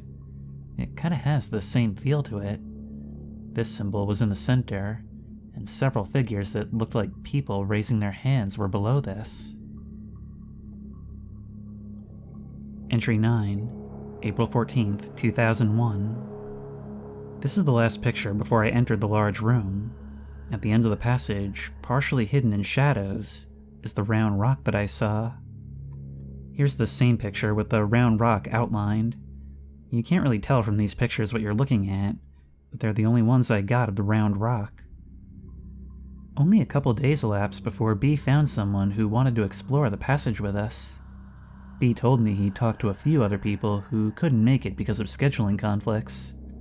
He said they really grilled him for information about the cave, and about the passage. He wouldn't tell them which cave it was to ensure that we explored it to our satisfaction before we made it known to the public. Even the guy who ended up going with us didn't know which cave it was until we were very close to it. And he was sworn to secrecy that he would not reveal the location of the cave to anyone on the planet. I won't identify him by name, so I'll just refer to him as Joe. Joe, B, and I set out early in the morning to make sure we could spend all the time we wanted in the new passage. When we got to the cave, we were able to rig up and descend rather quickly. It helps when you don't have to haul half a hardware store down into the cave. Joe was impressed by our work. Even B and I took a minute to pat ourselves on the back for all the hard work we'd put in, and for the fact that we made it through. Joe is a rather thin caver who's had a lot of experience in caves. He said this might be the tightest squeeze he had been in, but it didn't bother him. I knew that physically he would be able to make it, since I was bigger than him and I made it. He was just as excited as us to get through and get caving, maybe more. He quickly got ready and was waiting to hear what the plan of attack was going to be. I figured I would send him through first, since he was ready and I could follow. B would pass our gear through and wait for us outside the passage. B would give us 2 hours to return. That was nice of B to go down into the cave and babysit us. It gets boring sitting there in a cave. With our plans set, we were ready to roll. Note: it was perhaps irresponsible of us not to tell Joe about all the unexplained events that occurred in the cave until after he had gone through. But what exactly do you tell someone? How many of the weird things did we need to reveal to him?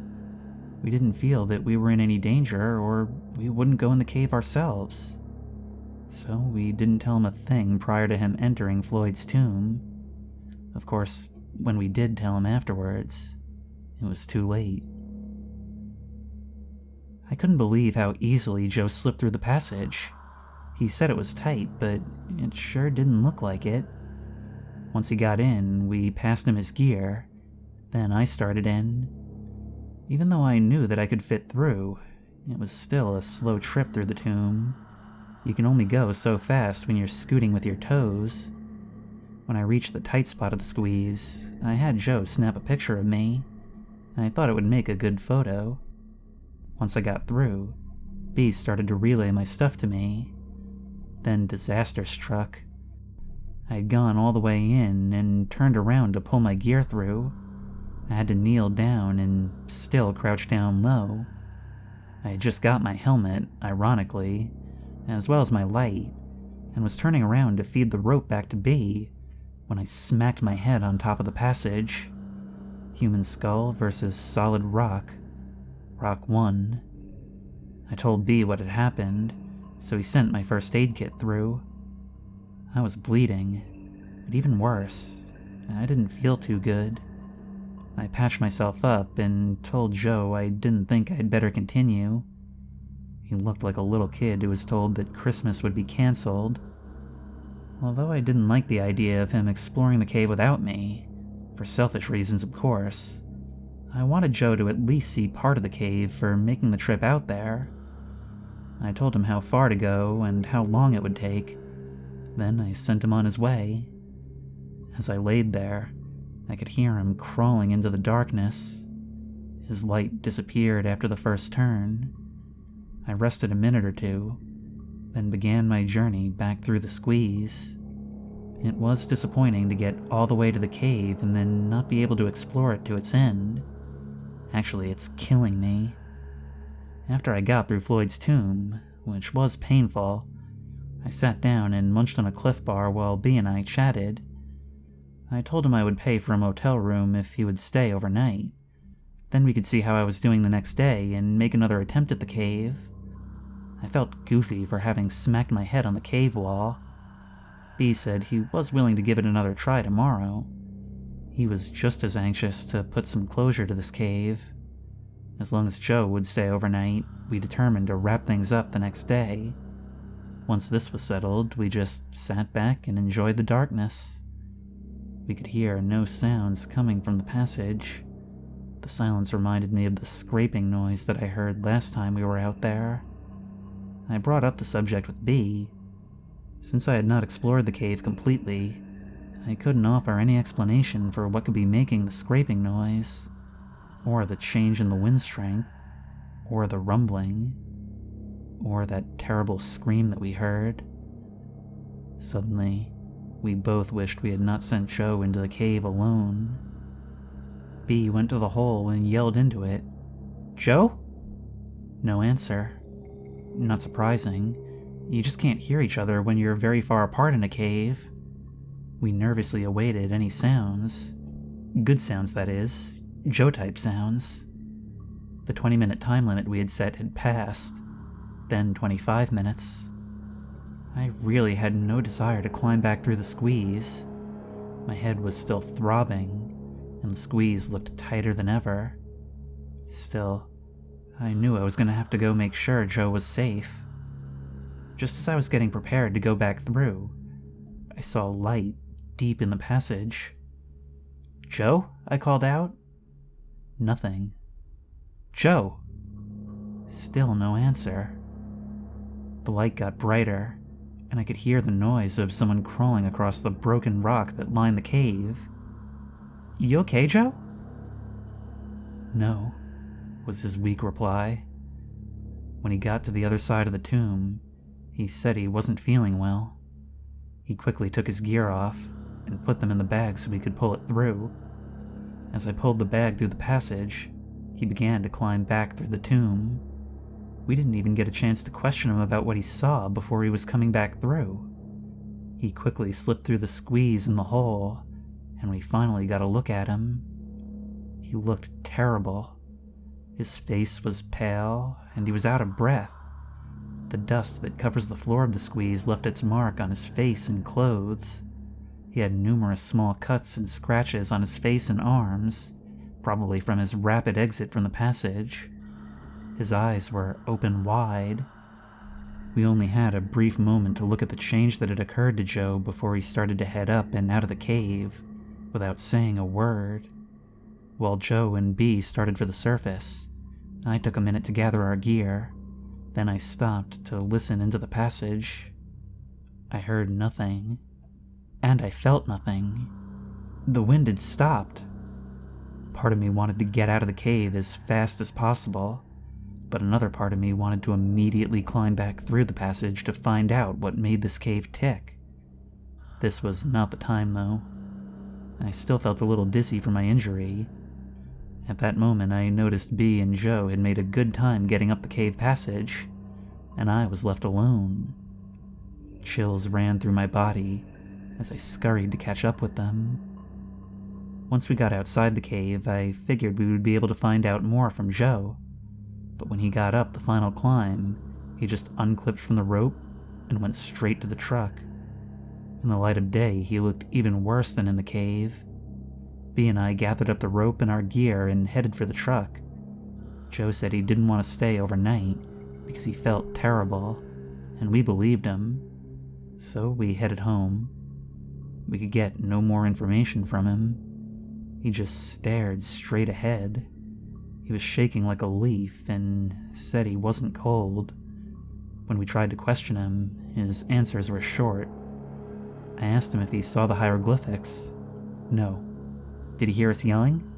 No. Did he see the round rock? No. Did he see the crystals? No. He said he just went a little ways in and started to feel sick. Something was fishy about his answers. He would have had to have seen the crystals if he got far enough into the cave that he couldn't hear us yelling. But why would he not elaborate? Note: the rest of the trip passed in eerie silence. Joe didn't say much else. We gave him a brief outline of the strange events that happened in the cave. He didn't reply. As we were dropping him off, we asked if he wanted to go back in the cave. He shook his head and ran into his house. I tried to call him later in the day and the next day, but only got his voicemail. Entry 10, April 28th, 2001. Note: in this journal entry, I discussed briefly the feelings B and I had at this point. I would like to elaborate on those feelings and set the mood for this part of my journal. I hope I can successfully convey our exact thoughts and feelings as we contemplated our next move. If not, I'm afraid we will appear to the average reader as being ignorant, naive, or downright foolish. This cave represented to us the culmination of weeks of hard work, complete with an array of emotions, from fatigue to fear, anticipation to pain, from frustration to glory. To us, we weren't standing on the brink of possible destruction, but rather honoring an unspoken commitment. Much like a parent of a wayward child, we were not about to abandon our child out of fear of the unknown. Like it or not, this cave had become a part of us, and now we must see this adventure to its fruition. Additionally, verbose explanations aside, we were being eaten alive with curiosity. Despite the overwhelming number of unexplained occurrences we experienced, we had to go back into this cave. What was making the rumbling noise? What caused the change in wind strength? Etc., etc., all the way down to Joe. What could have possibly happened to him? What did he see or experience? We had many lengthy discussions about what our next move would be. We kept coming to the same conclusion. We had to return to the cave.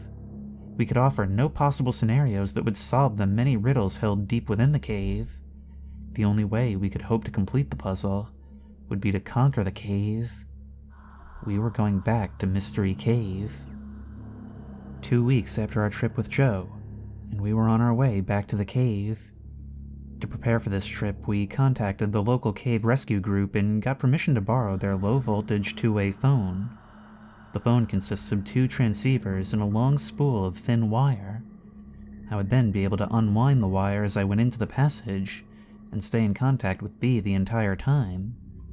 We also thought it would be a good idea to take a video camera into the new passage. I purchased a case that would protect my video camera from dust, as well as sharp rocks.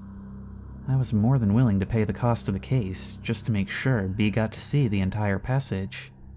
My head was doing fine. I still had a light red line to mark the spot where I tried to break the rock with my head. I never went to a doctor, but it was a very painful experience. I have thought about what would have happened if I had been able to go in the passage with Joe. He was a changed man after he came out.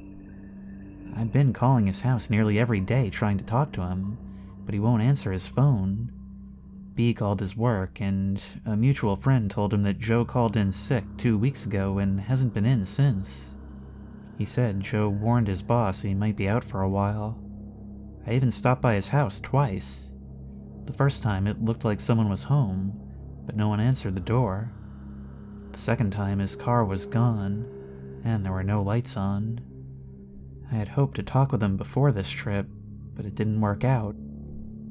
As we were rigging up the rope to descend into the cave, I felt something for the first time. I did not want to go into the cave. It wasn't a feeling of foreboding. I wasn't receiving some premonition. I just had no desire to enter the underground world of Mystery Cave. I didn't share this feeling with B at the time. Even though I had no desire to go into the cave, I knew we had to. So I double-checked my gear and slipped over the edge of the cliff. Right from the beginning, it seemed like the cave did not want us to be there. Nothing went smoothly. Every time we tried to clip a carabiner or tie a knot or attach something to the rope, we had to do it 2 or 3 times to get it right. Fortunately, we recognized this and made sure everything was safe and secure. As we slowly made our way down, we were continually bumping into the side of the cave or stumbling as we walked or dropping things. We finally reached a point where we stopped to gather ourselves before continuing. Our load was relatively light, but we were taking forever to get to the hole. Finally, we made it. We checked the camera and phone to make sure they survived the trip. We tested everything, and I gathered the gear I wanted to take into the passage. Then it was time. We looked at each other, but said nothing. Then I turned to face the passage. As I twisted my body to begin entering the tomb, I desperately hoped it would be the last time I would contort my body to enter this claustrophobe's nightmare. The trip through Floyd's tomb went smoothly, figuratively speaking. After I got through, we took several minutes to get everything passed through to me. I got suited up and tested all the equipment. The phone worked like a charm. I videotaped the squeeze, and then the first section of the new passage. Since I would be unable to tape while I crawled, my plan was to crawl to the next section, then stop and film some more. I could video what I had just been through, and then video what I was going to crawl through next. That way I could get each section from both ends. I was starting to feel pretty good about the trip. I felt a sense of personal satisfaction at being able to provide a way for B to see the fruits of his labor. It was awkward lugging the camera and unrolling the phone wire while trying to crawl. I knew it would be worth it, though. The small formations were too small to show up on the video. With normal outside lighting, it would be no problem, but with my headlight as the only source of light, the effort was futile. The crystal formations turned out quite nice. They were easily large enough and made for some pretty good footage. I took advantage of the film stop to check the phone. It was comforting to hear someone's voice deep within the passage. We chatted briefly, then I unplugged the phone and prepared to continue. The phone resembled an oversized regular phone, more like the ones you would see in war movies. When I wanted to talk to B, I would just plug the phone into a special jack on the spool of wire. The power source was on B's end of the phone, so it was always turned on. The reception was as clear as a normal phone. I continued forward. Even though progress was slow, it was steady. Things were going pretty good, until I reached the round rock. Once again, I got a strange feeling, just like the last time. I looked around carefully, but saw nothing to be alarmed about. I proceeded to film the entire room. I got good shots of the round rock from all angles. I got the walls, ceiling, and floor to the best of my ability. I even got some pretty good tape of the figure on the wall. It was difficult to make out exactly what it was on the video, but you could definitely tell something was there. After I taped everything to my satisfaction, I moved toward the end of the room to prepare to explore new territory. At the far end of the room was a passage that led to darkness. The entrance was about a foot lower than my head, and it looked like it continued at that height for as far back as I could see. I ducked under the ceiling and prepared to see new sights. The walls of the passage were darker than the rest of the cave to this point. The floor was made up of the same type of broken rocks. The ceiling had the same type of near-perfect arch as in the old section of Mystery Cave. It almost seemed out of place in the jagged atmosphere of a cave. I could only see back about 30 feet or so, where the passage appeared to make a right-hand turn. I thought this would be a good place to check in with B. It took a couple of beeps before he answered the phone, but once he did, his voice was still crystal clear. It sounded like he might have been snoozing. Had I been gone that long? He said he was doing fine and that I could take as much time as I needed. I thanked him and hung up. His patience has been wonderful during this whole project. He spent a lot of time just waiting for me while I explored the passage. I was glad he was still willing to sit and wait. I hung up the phone and started to film the new passage. Then it happened. From behind me, I heard the scraping noise. I wheeled around to face whatever had made that noise. When I did, I lost my presence of mind and stood up at the same time. Crunch! My helmet crashed into the passage ceiling. My light broke, and I was buried in the heavy darkness. Pain shot through my neck and down into my back. The helmet had protected my head, but my neck was nearly numb from the impact. Fear enveloped me, and my knees began to weaken. I slowly and involuntarily slumped to my knees. I gently set the camera down as I began to see stars from the pain in my upper back. The scraping noise lasted only a second, and now the only sound I could hear was my own panic-inspired breathing. Not only could I feel the fear thick upon my chest, but the darkness seemed to hold me in place. I felt like I was vulnerable from every direction. I wanted to turn and look behind me, and to the side of me, and in front of me. Everywhere I looked, I saw black. Finally, I broke the stupor of terror long enough to reach for an alternate light source, the mini-mag on my helmet. I twisted the light to turn it on, and when I did, I nearly cried. I had forgotten to put fresh batteries in, and now I could barely see more than a few feet. Still, it was better than nothing. I immediately began shining the light with all my might into the large room.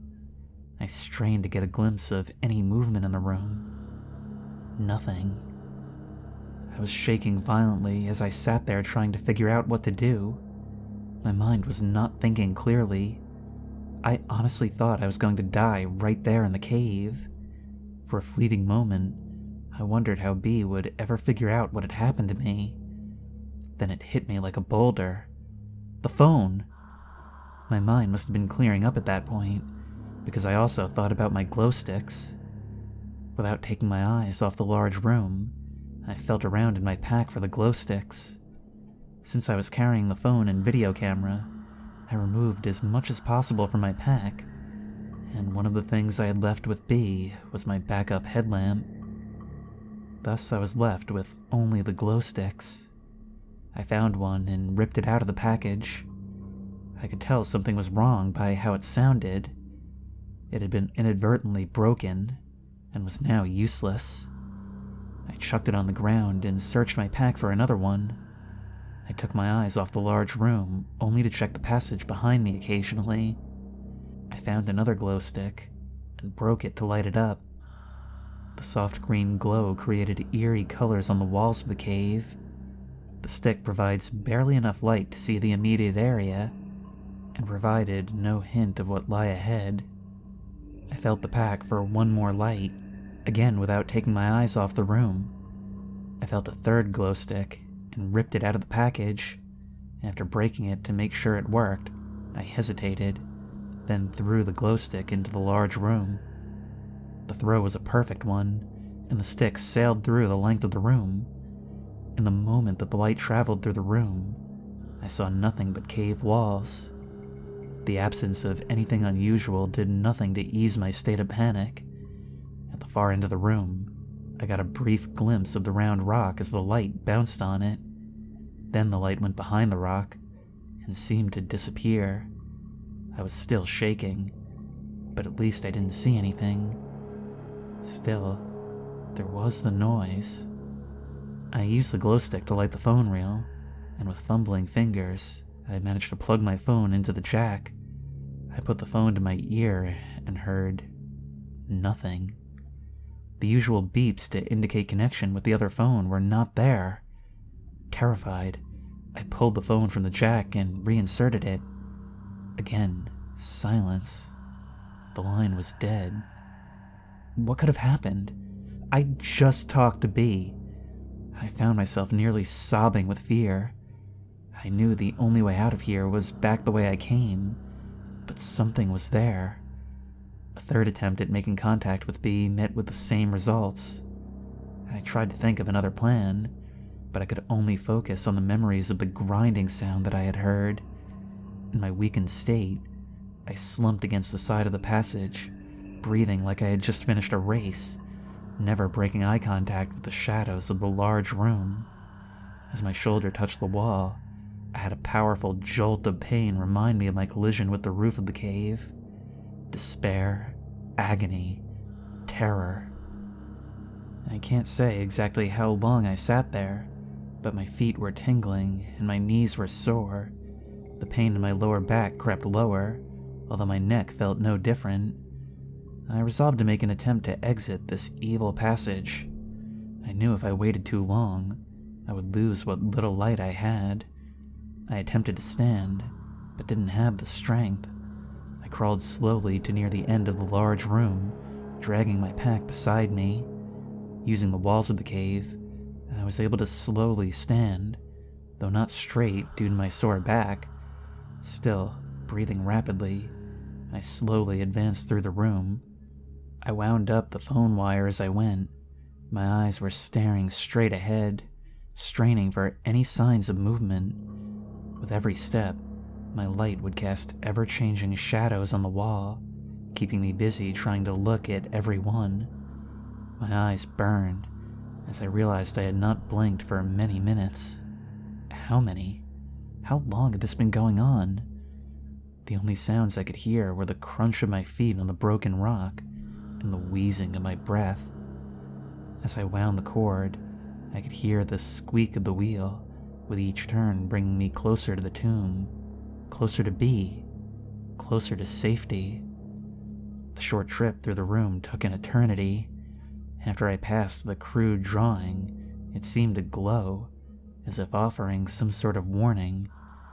I didn't know what the drawing represented, but everything about this cave seemed to instill fear. Toward the far end of the room, I could see the round rock dimly at the far reaches of my light. Something seemed different about it, but I couldn't tell what. When I got within a few feet, I could finally tell what had changed. It had moved. That was the sound I heard. Again, terror gripped my entire body as I realized how close I was to something. I had no choice but to continue. Still, it was not easy. I inched toward the rock, holding the glow stick ahead of me in my shaking hand, using it to pierce the darkness. I stopped just this side of the rock and wound up the slack in the phone wire. Then I realized why I had lost contact with B. The rock was now sitting on the wire. I gave it a tug, and the thin wire snapped.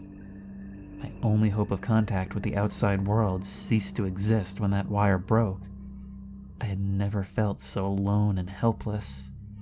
Buried deep within the earth, I had voluntarily descended into my own grave with a casket of solid rock. With the phone now useless, I set it down in the passage. My gaze fixed on the round rock, I proceeded forward. My breathing was rapid, with my throat dry and aching, and my mouth dusty. With every crunch of the rock below my feet, my heart seemed to stop. No movement could be seen in the green glow of my stick. I got to the rock and peered over the top. Seeing nothing, I took several rapid steps past it. When I reached the other side, I recoiled in horror at what I saw. In the side of the passage near the floor was a hole, but with another passage revealed. It had been covered by the rock, but now it was exposed. The rock could not have moved by itself. I backed away from the hole and collided with the opposite wall. I had not been paying attention to the pain in my back, but now it came back to me in all its fury. I stared down the newly discovered passage. I went down at a 45-degree angle and continued straight for as far as I could see. Several feet down, I could see the glow stick that I had thrown. It illuminated the passage enough that I could tell the walls were fairly smooth. The floor seemed to be the same way, unlike the rest of the cave. The passage was about 3 feet in diameter, as far as I could see. It would have been an easy passage to explore, if I had the least desire to do so. Right now, I wanted out of the cave and into daylight. I slowly backed away from the hole toward B. I never took my eyes off the abyss. I nearly tripped over the phone wire as I turned to leave this devil's lair. I noticed my mini-mag was practically dead, leaving me with only the glow stick. I wanted to sprint to Floyd's tomb. Just hearing another human being would help alleviate some of the fear I was experiencing. As I turned away from the large rock in the hole, I felt an overwhelming sense of panic fill my soul. It felt like a legion of demons was about to attack me from behind. I felt like my salvation lay ahead of me in the darkness, and Lucifer was behind me, trying to keep me from safety. I found myself moving much faster than I should have been in that cave. My only thought was to get out as quickly as possible. I passed the crystal formation, barely even noticing this beautiful creation of nature in the green glow of my light. Every time I ducked to avoid a rock, I felt my back scream its reminder of my injury. When I got to the point in the passage where I had to crawl, I flung myself down on all fours, barely slowing down as I dropped. When my hands came in contact with the cave floor, I felt an electric shock shoot all the way down my back and simultaneously down my arms. For the first time since this nightmare had begun, I let out a scream. I crumpled down and lay there on the rock, with new levels of pain manifesting every time I inhaled. Whimpering from fear and pain, I tried to listen for any other noise in the cave. I could feel the silence pounding in my head. I knew from previous trips that B was still out of earshot, but I was close. Forcing myself to move, I winced as I pulled my body onto all fours and started to progress along the cave. I still held the glow stick in my hand, but had ceased checking behind me. Now my focus was ahead of me. I reached the point where I could yell to B, but I didn't make a sound. I didn't want to stop long enough to talk. Finally, I reached the last stretch of cave before the squeeze. As I was crawling toward the beginning of the tomb, I called to B. He answered back. I screamed to him to get everything ready to go. He asked if I was okay, since he hadn't heard from me on the phone, and he had gotten worried. I told him no, and to get everything ready to go. When I reached the rope, I flipped off my helmet and shoved it into my pack. For the first time, I realized I had forgotten my video camera. It was a fleeting thought. I cared no more about that camera than a passenger of the Titanic cared about a hat or a coat. I tied the pack to the rope and told him to pull it through. Then I told him to start heading toward the surface as soon as he pulled the rope through. He asked why, and I screamed that there was something in the cave with us. My back ached with every move I made. I knew it didn't matter, though. I was going to get through the tomb as fast as I could, injuries notwithstanding. Just as I started into the squeeze, I felt the wind in the passage increase, and with it, the most nauseating stench I have ever experienced. It smelled like damp, rotting, rancid, putrid death. I almost started to dry heave. I pulled my shirt up over my nose to shield me from the overpowering smell. At this point, B smelled it too. He yelled, "What is that?" Then he yelled at me to hurry up and get through. I told him I was coming. Then I took a deep breath through my shirt and started back through. B's yelling had intensified my fear and panic, as if I needed any help. I knew he could sense the urgency in getting out of this place. Still, as I worked my way through, I yelled at him to start up, that I would catch up with him when I got through. He said he would. He placed my glow stick inside the passage, then began to climb out. This time through the squeeze, I had no regard for the tightness of the passage. I was scraping my face, ears, arms, and shoulders. Every inch of the squeeze meant numerous scratches on my body, but I barely noticed them. My back was nearly paralyzing me with pain. Once again, I felt the rising need to vomit because of the odor being delivered to my nostrils by the breeze. Halfway through Floyd's tomb, I took a break to catch my breath.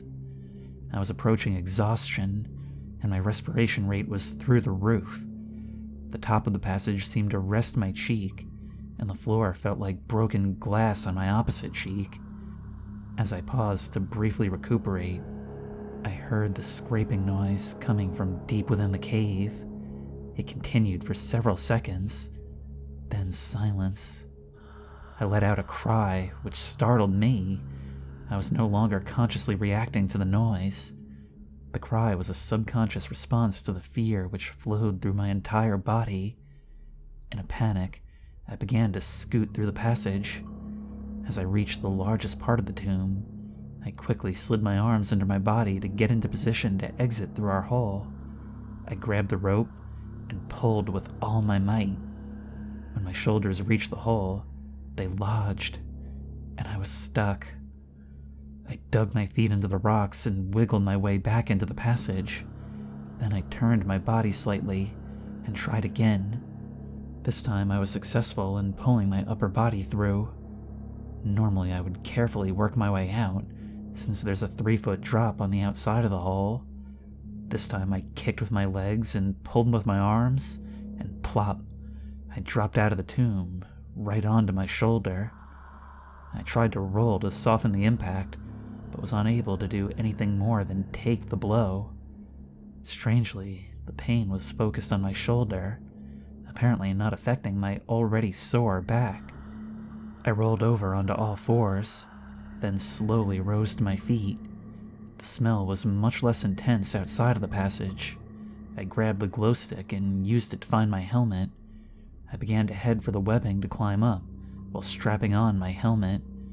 When I got to the webbing, I reached up to grab hold, and recoiled in horror. In the glow of the glow stick, I could see for the first time the injuries to my arms. My forearms were covered with deep cuts and scrapes. Much of my arm was covered with blood. The wounds were not deep enough to bleed freely, but rather oozed the blood. In that brief moment that I stopped, I noticed that there was silence in the cave. No sounds coming from the passage, and nothing up ahead. Once again, the feeling of being alone returned, motivating me to proceed. Climbing up the little drop-off proved to be difficult in my condition. Having the glow stick as the only light source added to the challenge. Once on top, I scrambled to catch up with B. I was impressed with the speed of his ascent. Note: although I did not mention any more of my physical condition during my exit, I was hurting. With every step I took, pain shot through my lower back and neck. My arms were shredded, and my shoulder had a nice gash in it. I honestly believe that were it not for the terror I felt at the time, I would not have the energy and the motivation to climb out. I was running on pure adrenaline. Unfortunately, the adrenaline surge was about to end. I didn't see or hear B until I reached the small area at the bottom of the drop. He was on rope and climbing out as fast as he could. I could hear him moving quickly and breathing heavily. I called out to him, and his startled reaction told me he was nearly as tense as I was. He told me to get on the rope and start climbing. We both knew that would be dangerous, and not something we would ever normally do, but this was different. I stood there looking up at where the rope disappeared into the darkness above me. It danced around as B made his way to safety. He was out of sight, but I knew he was close. I knew the rope was my lifeline to the outside, to light, to safety. Beyond me was darkness, fear, the unknown. I had the fleeting thought of a movie scene where the actor had outwitted the monster and had reached the front door of the haunted house. Just as he reaches for the knob, he hears a sound behind him and turns, only to see. I slid the glow stick into the cord on my helmet and reached for my harness. Then I thought I would let B get a little higher while I pulled the rope that was stretched down into the cave. That would make it easier to get out once we got to the top of the drop. I chose not to wind the rope around my arm, since it was sore and bleeding, so I just pulled it into a pile on the floor. From above, I heard B warn me, rock. Then I ducked under the ledge as several small rocks landed on the floor near my feet. I quickly went back to pulling the rope in. I had about half of it in, about 50 feet, when the rope hit a snag. It was solid. There was no way I was going to crawl back in to release it, so I decided to just forget the rope and get my harness on and get out of the cave. I quickly threw the harness around me and started to buckle it. Before I could secure it, I heard a strange noise at my feet. My pulse began to quicken. I looked down at the rope, only to discover to my horror that the rope was disappearing down into the darkness. Something was pulling the rope back into the cave. I let go of the harness and began clawing my way up the rope. The unbuckled harness fell to the floor. Fortunately, I held on to an ascender. At the moment, I couldn't think straight and began climbing out of the cave without being attached to the rope. I'd climbed out many times without using an ascending device, but I was always attached to the rope just in case. I was climbing as fast as my battered body could haul me up. I was in a near panic state again, and consequently was scraping, bumping, and gouging my arms and legs. As I climbed, I screamed to B that something was pulling the rope. He yelled back to hurry up. Luck was with me in that I didn't slip and fall back down into the hole. If I had, I would have bounced several times against the sides of the cave before smashing onto the floor. The injuries would be fatal. Without the necessity of having to stop to slide the ascender up the rope, I made excellent time getting up. I could see rays of light above me, coming from the entrance to the cave.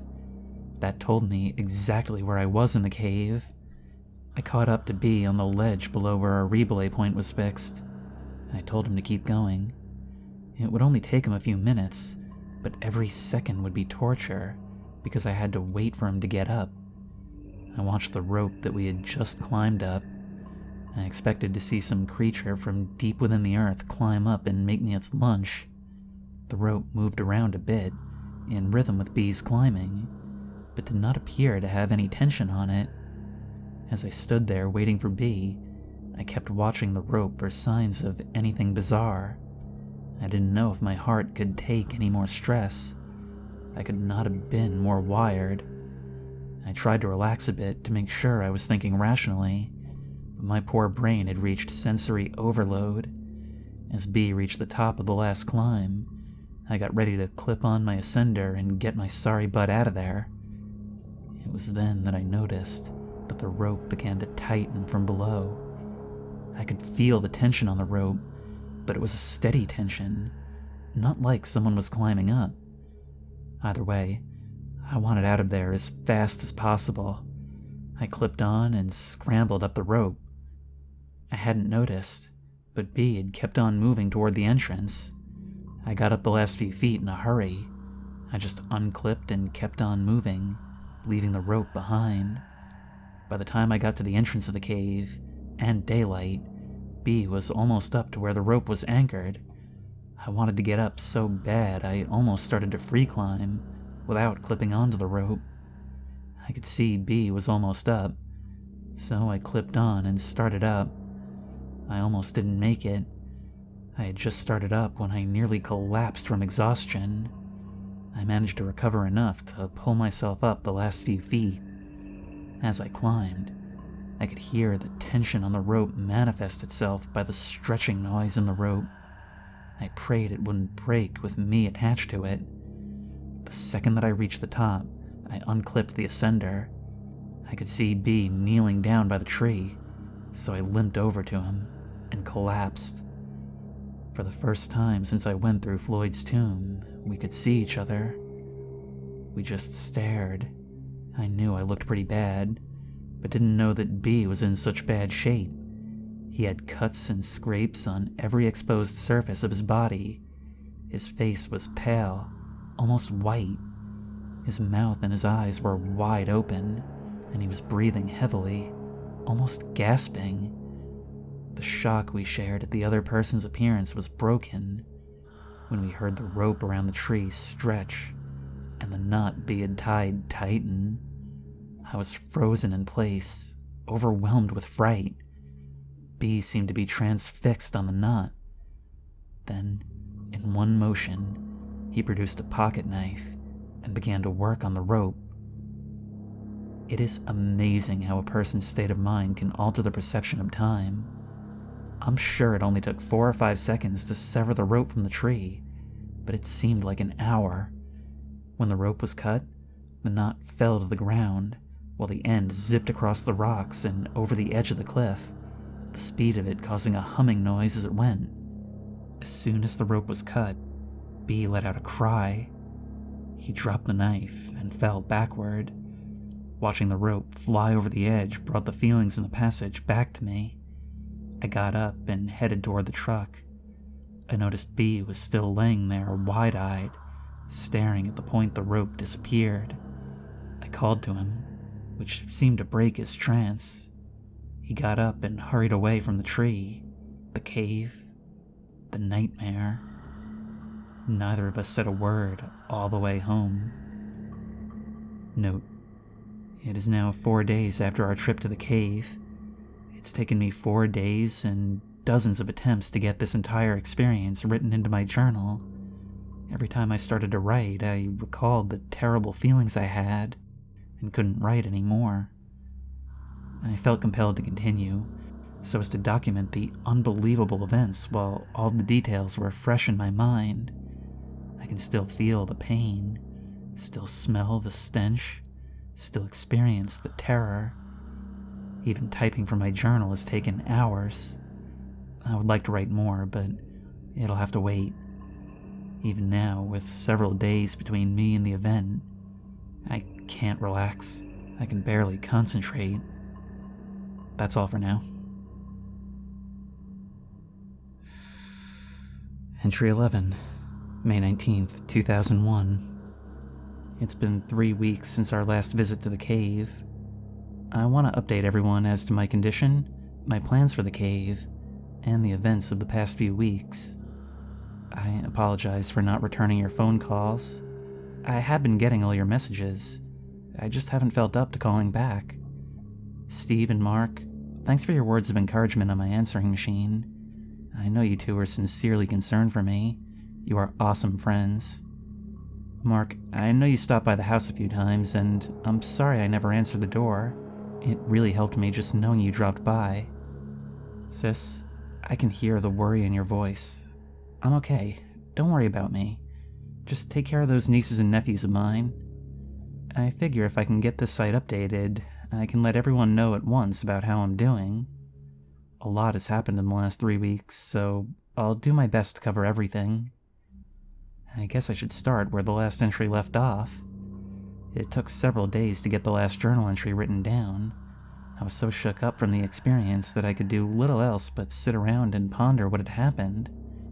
Right now I'm on long-term medical leave from work. I tried to go to work several days after the event, but my boss sent me home.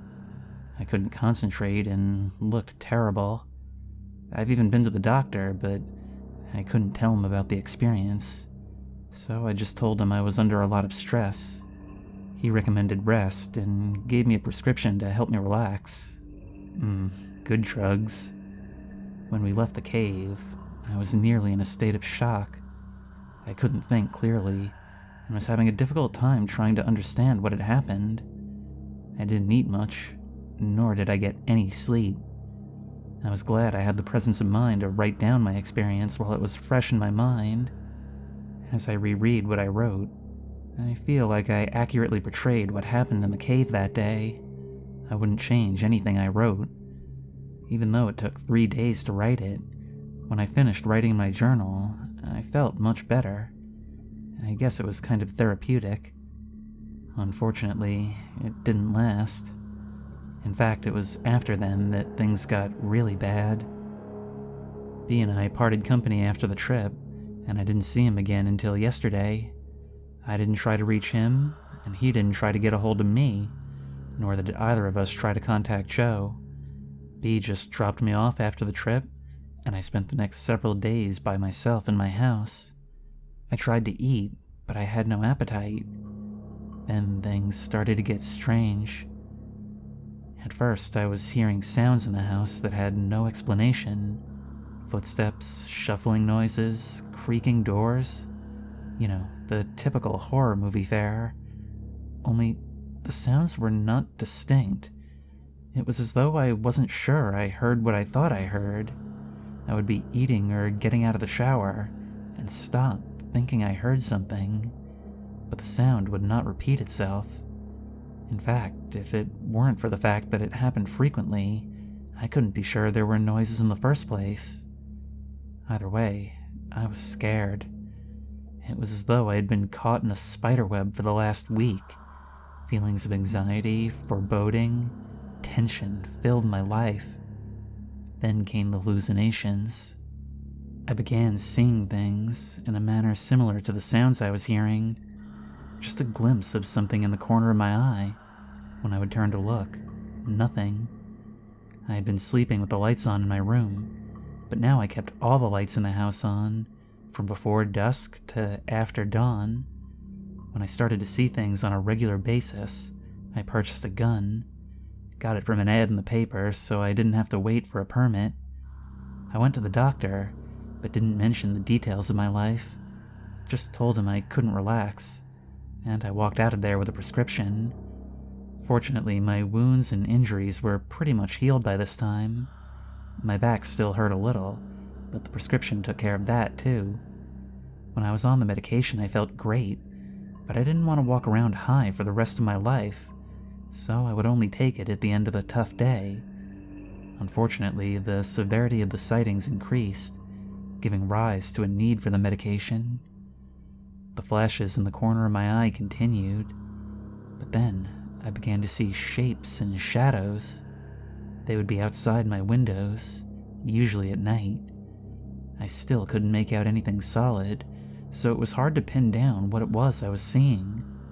Soon I began to close all of my drapes and blinds, so I could remove the possibility of seeing something. Doing so did help in that respect, but my life was still a mess. My daily routine was mechanical and empty. I would sleep in as long as I could, usually out of exhaustion. Then I would get cleaned up and try to eat something. I lost a lot of weight, so I tried to get as much down me as possible. Then I would exercise a little and nap a lot. I'd only been out of the house a few times in the last 2 weeks. The store, the doctor, the gun purchase. I didn't watch much TV because I couldn't concentrate. I spent a lot of time on the internet. I was doing research on caves and cave myths. The only story I could find was the caver folklore about the hodag. The hodag is supposedly a creature that roams caves. 2 weeks after we went in the cave, and a week after I began hearing things, I began to have nightmares. Extremely lucid nightmares. No specific theme or recurring events, just plain terrifying. Sometimes I was in my house and someone was trying to get me, only I couldn't run because I had no legs. Other times I was in a vat, and someone was pouring a syrup-like liquid on me, filling the vat. I would wake up in a panic. I would stay awake until exhaustion forced me to enter dreamland once again. A brutal routine. It continued for several days, until it reached a climax on the 6th day, yesterday. My dreams seemed so real I had a hard time telling if I was awake or not. I was beat, really drained of energy and spirit. I was going from the living room to my bedroom in the early evening when I looked down the hall and saw a dark figure toward the end. I thought it was a thief and began to back up slowly. It didn't move. As I was backing up, the lights flickered off and on. Every muscle was tense. I stopped to stare at the figure. Just then, the phone rang. It startled me so bad I stumbled over the chair. When I got up, I wheeled around to look down the hall, and nothing was there. I grabbed my keys and left the house. I felt compelled to get in the car and drive. My pulse pounded in my temples as I got in and started the car. I wanted to drive to Overlook Point to see the city lights. I didn't know why I needed to go there, but I knew I had to go. The closer I got, the more urgent the feeling. When I arrived at the point, I saw something that at first startled me, but then caused me to be more relaxed than I had been in a long time. Joe was there. He was out of his car, standing, looking at the lights. We looked at each other. I could see from the tired look on his face that he had been going through the same miserable trial that I had been experiencing. He could tell from the look on my face that we had shared some terrible experience. Our conversation was unbelievably brief.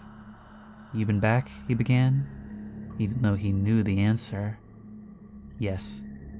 We need to return." "Tomorrow good?" I asked. "Yeah, noon." He got in his car, and I got into mine. I hadn't even wanted to talk to him about his experience. Obviously, he didn't want to know mine. I drove over to B's house. When he answered the door, I thought that B actually looked like he was doing fine, somewhat happy. One look at me, and his disposition changed. Our conversation was also succinct. I ran into Joe, and we're going back in tomorrow at noon. B looked dead serious.